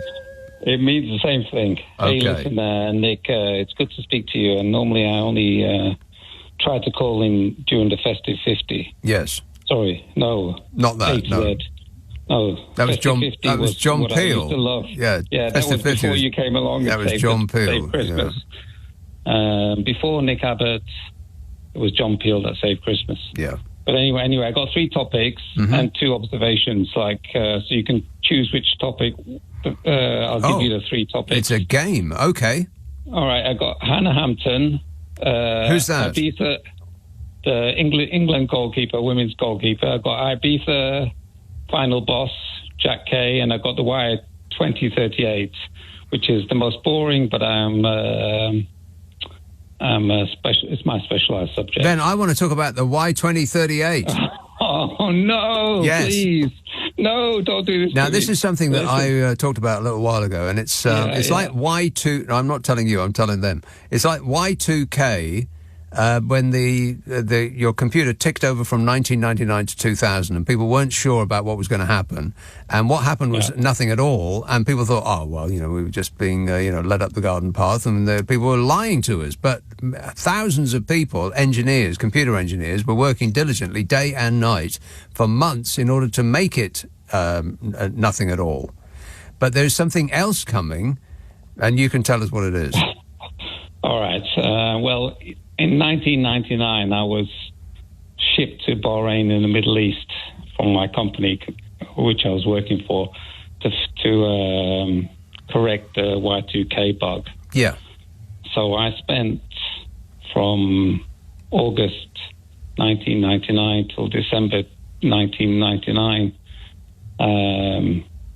sort of trawling through 40,000 lines of code to work out where the dates was being manipulated. To try to stop the planes falling out the sky and lifts not working, stuff like that. So anywhere that a number was divided by a 2-digit number. Yeah. No, this is history now. I want to talk about what's coming. All right, but it was the most painful, I can imagine, unmotivating experience of my life. And on the 31st of December 1999, the company I was actually subcontracted to had tested it so much, like every day of December, that there was no way it was ever going to fail because they were so scared of the system going down. Yes. So they told me that, be prepared, stay in your apartment. If anything happens, you will be shipped immediately to the control center. Yes. So what did I do? For a damn good thrashing. Yeah. Yes. So I went down the pub and started drinking double shots. I was carried out of the pub at 3 a.m. by the bouncers, delivered to my apartment. I don't remember what happened, but the next day they said, it's all right. Yeah. Nothing happened. Right. So I assume 2038 is going to be the same thing. Really? People are going to start Well, panicking. it would be, at but 2035, and then start fixing the code, and maybe I can have a job then. All right. But what is coming, you are determined to talk about what's happened already, but what is coming is a similar thing, and it's something to do with, I can't remember, it's something to do with some code that can't click over and continue getting higher in number for some reason that I can't remember. But the point is, it's the same kind of thing, but nobody's paying any attention this time round, But are they they? will pay attention to it, Nick, when the time comes. Like they paid attention to it in 1999 before 2000, so they're going to pay attention to it in 2037. I think you're paying too much attention to it now. Well, I think that what I read was that a lot of the problem is going to be that computers are embedded in products. It's not the computer themselves. It's that they are embedded in product, like cars, for instance. And you can't take the computer out of the car and replace it. And it's almost impossible to actually rewire or reconfigure the computer when it's in a car or a lift or presumably planes or I would imagine, infrastructure computers that control gas and electricity and, all of that stuff. And they're all... there would have to be the entire product would have to be replaced. You'd have to hand the keys of your car over to somebody and get a new car or a new, whatever it might be. And there's just too many of them, and they can't do it. That's right, isn't it? No, because you're forgetting one big thing, which is we're in 2025, and we're talking about 2038, and we're talking about AI. And AI is more intelligent than the people that wrote the code, and that's what's going to be running things in 2038. So I wouldn't panic about it, really. Well, I wouldn't get too. There's plenty else to be panicked about in the meantime. Yeah, but I'll keep it on the back burner. All right, good to talk to you, Abdar. Thanks a lot, mate. 0345 6060 973. Let's see now. Paul in Brighton says, I once had a packet of crisps with 2 blue sachets of salt. I was delighted, he says, until I realised that it was just a small amount of salt easily available in the kitchen. Yeah, but that's not the point, though, is it? It's like you got a present with each packet of crisps and you rooted around to try to find it. Where is it? I actually really enjoyed that. And then they took it away from us. Because you could control the amount of salt that you put on your crisp, which ordinarily you can't, unless you rub the salt off before you put it in your mouth. And, that's not the kind of thing you want to do in a pub. You'd look odd. But I thought that was, it was a boon. This says, hi, Nick, have you seen the blow-up hot tubs? No. And neither do I want to see them, and I certainly, absolutely and totally don't want to get in one. Not now, not ever, never. On that subject, here's Maidstone. Hello, Lee. Hello, Nick. You all right, mate? Yes, good, thanks. Oh, a couple of things.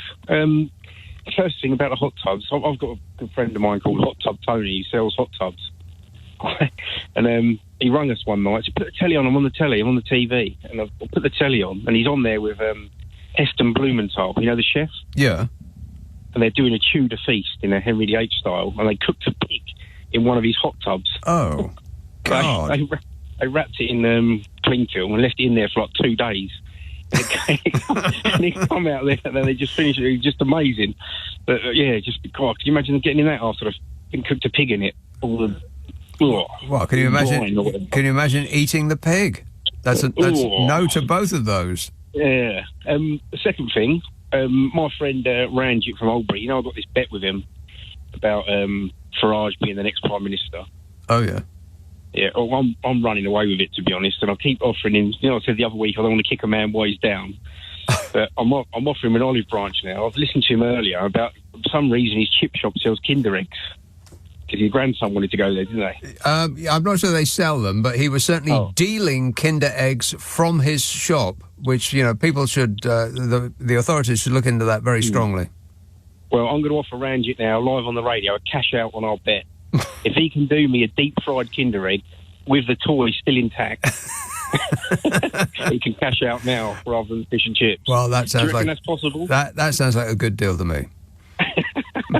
Do you reckon it's possible? What, to deep fry a Kinder egg with a toy still inside it? Yeah, like they deep fry Mars bar, don't they? Well, I've heard of it. I've never actually seen one, but I've heard that it's a thing. Yeah. I tell you, if Ranjit can do that, he's got to win awards, hasn't he? Yeah, it would set him apart from the competition, no doubt about that. Oh, well, we're going to have to wait another week till you're back on till we hear off him, aren't we? Yeah, I guess so. All right, good work. Thanks a lot, Lee. Take care, Nick. Ta-da. Bye. 0345 6060 973. Here's a person who's been waiting a dog's age in Somerset called Laura. Laura.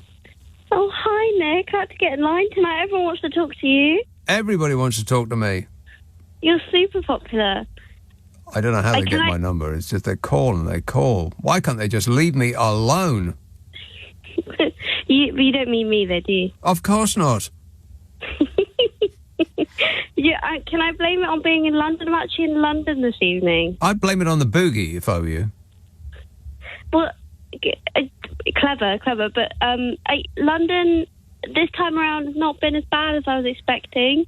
People on the street have smiled at me on occasion, and I still have my wallet, and so it's okay. I'm giving it a chance. You haven't been killed yet. That's great.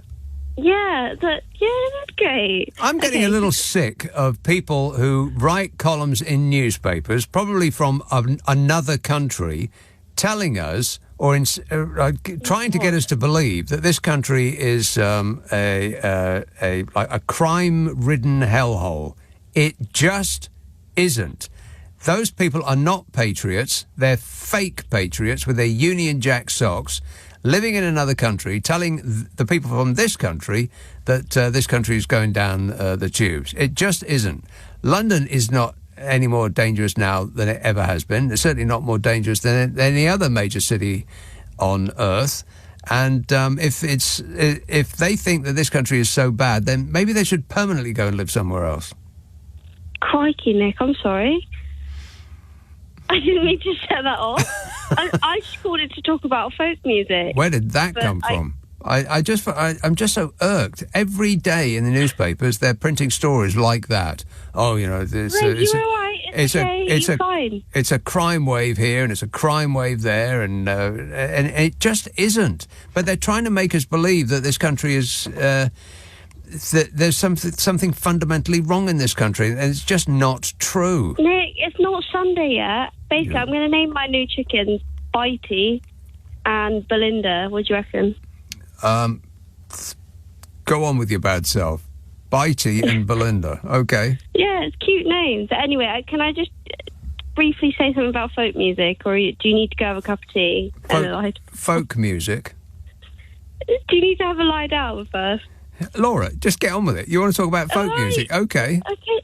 All right, sorry, I was just going to say, it's a very, very broad umbrella term for music, which is why I don't feel like I can say I like it or don't like it, because it's got Bob Dylan in there, Joni Mitchell in there, and then, oh my crikey, it's got Mumford and Sons in there. Oh. I don't want to be affiliated with them. No. So it doesn't really... I feel your pain, because you're having to fight off people tonight saying you don't like folk music, because you can't really say you like it or you dislike it. But I had a question, if that's okay. It's a broad church. If you say you like folk music, it doesn't mean say that you like all folk music. And just like jazz. I mean, I like jazz. Who doesn't like jazz? Apart from people who think that all of jazz is, like... I like that, though. Some of it's a bit difficult.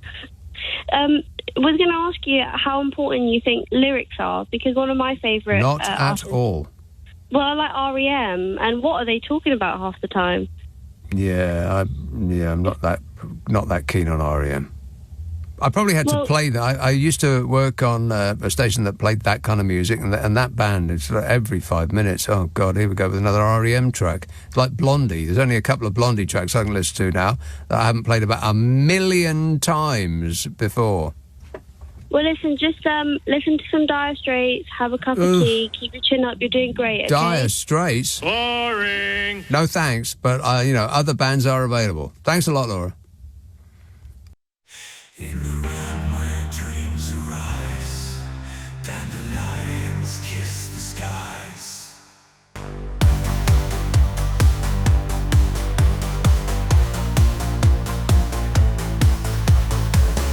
In poems and tales they fly free, the symbols of boundless liberty. Dandelions whisper in the breeze, a journey beyond with effortless ease.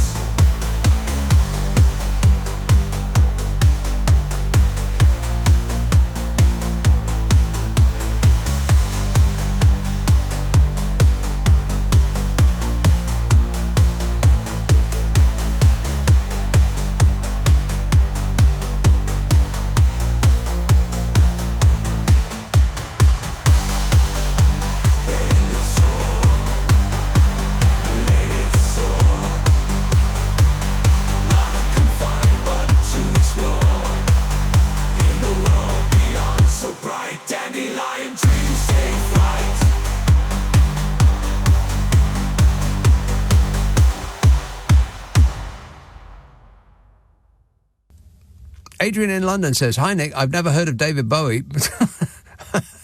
What? I've never heard of David Bowie. But we did learn about him in biology thanks to one of his irises being permanently dilated so that the eye looked like it was a different colour. I have enjoyed a lot of Brahms and Dvorak, both folk music lovers. So you're in excellent company there, says Adrian in London, who has never heard of David Bowie. Anybody believe that? No. No, me neither. And this text says, with Trump, one thing that surprises me is that he hasn't changed the name of the state of New Mexico yet. Yeah, I know. Yeah, maybe it's somebody has crossed it out on his map. Maybe he hasn't seen it. New Mexico. He's got to get around to that. It'll be, in order to distract us from something else. Are you still talking about Jeffrey Epstein? Yeah, he's going to bring out the big guns and call it New America. I'm going to put that down on my Trump bingo list. Nick Abbott on LBC. Call 0345 6060 973. We are running late. Louise says, I can confirm that Icelandic swimming pools have a very bizarre way of making sure their customers are clean. There is a viewing pod in the changing rooms where a member of staff sits and supervises people taking a pre-swim shower. What? This must be done stark naked. You get used to it, but it is rather shocking at first, says Louise. Well, I'm stunned. I mean... Maybe that informs, that their most famous musical export, that crazy Bajork lady. Maybe that's what sent her over the edge. This says, Simon in Canterbury says, Hi, Nick. Hi, Nick. There's an Airbnb 2 doors down from me. Last weekend, 12 guests arrived for a fun time. They took turns in using it. The landlord is a cowboy and rarely cleans it. The thought of using it makes me feel ill. It, presumably... is a hot tub. You'd have to be out of your mind to get into a hot tub that is ready and filled for you at an Airbnb. God, that's a no from me. And furthermore... No. Bromley. Hello, Mike. Oh, hi, Nick. Nice to talk to you. Mike. So, a couple of things.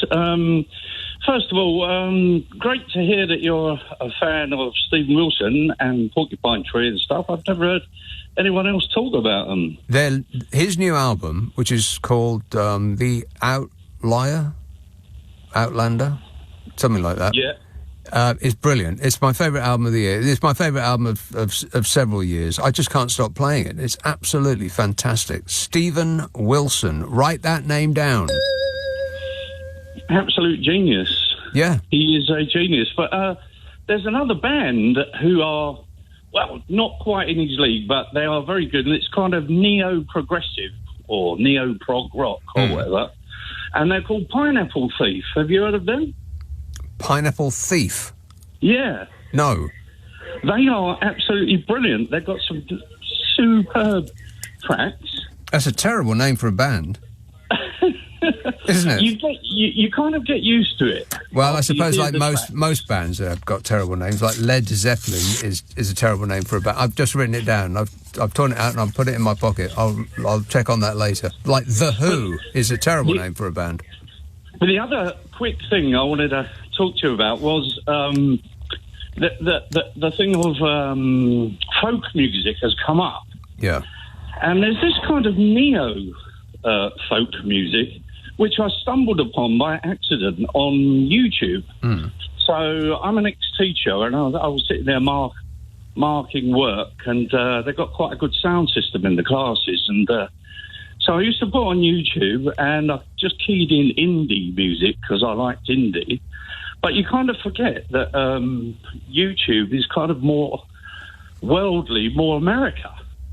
Yeah. And there is this neo-folk music, this guy called Alex Rainbird. Have you heard of him? No, I have not. Now, this Alex Rainbird, he basically...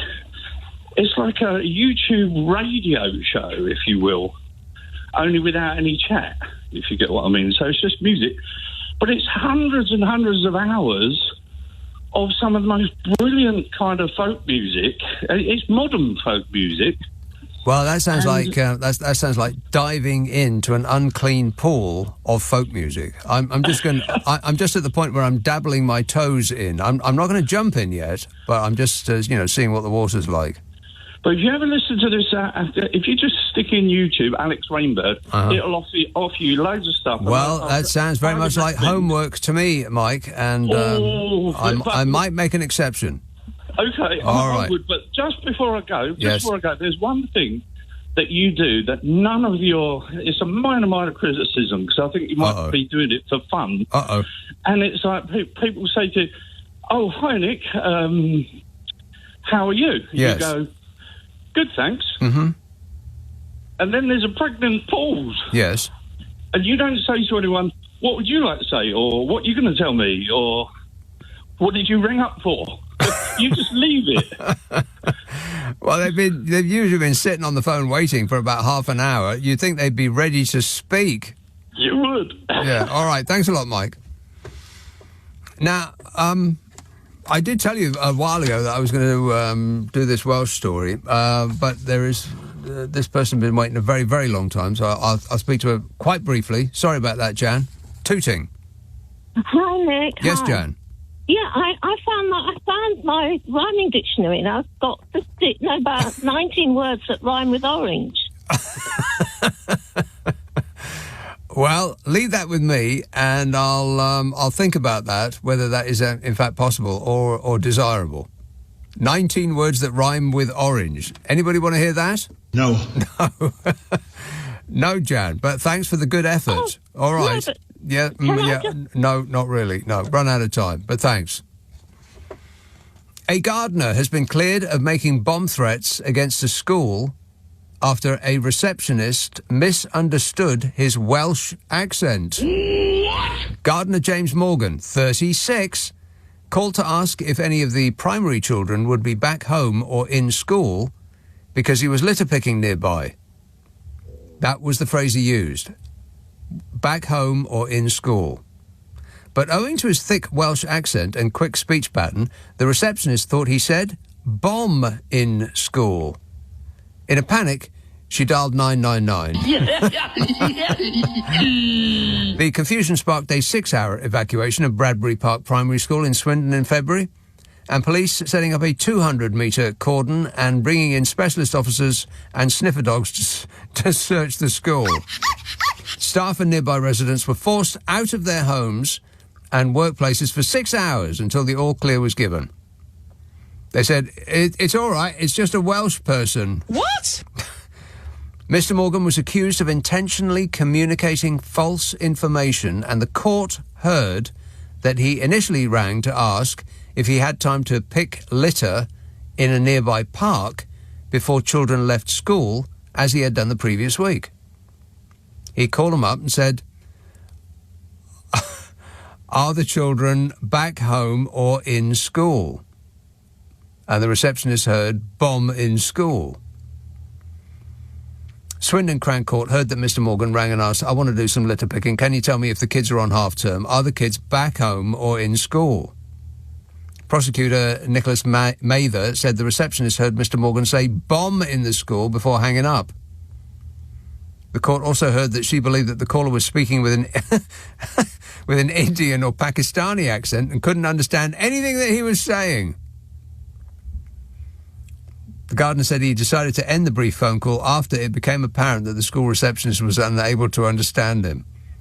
A jury took 2 hours to find Mr. Morgan of Marlborough, Wiltshire, not guilty of intentionally communicating false information. That's right. Intentionally communicating false information is Donald Trump's job. Don't be rude. And finally, Jerry texts, my girlfriend was complaining about the incessant chirruping from my smoke alarm and checked the battery. I told her the battery died months ago, so I sellotaped a canary to it, and if I hear incessant coughing, I'll call the fire brigade. This show does not endorse that thought. That thought. That thought.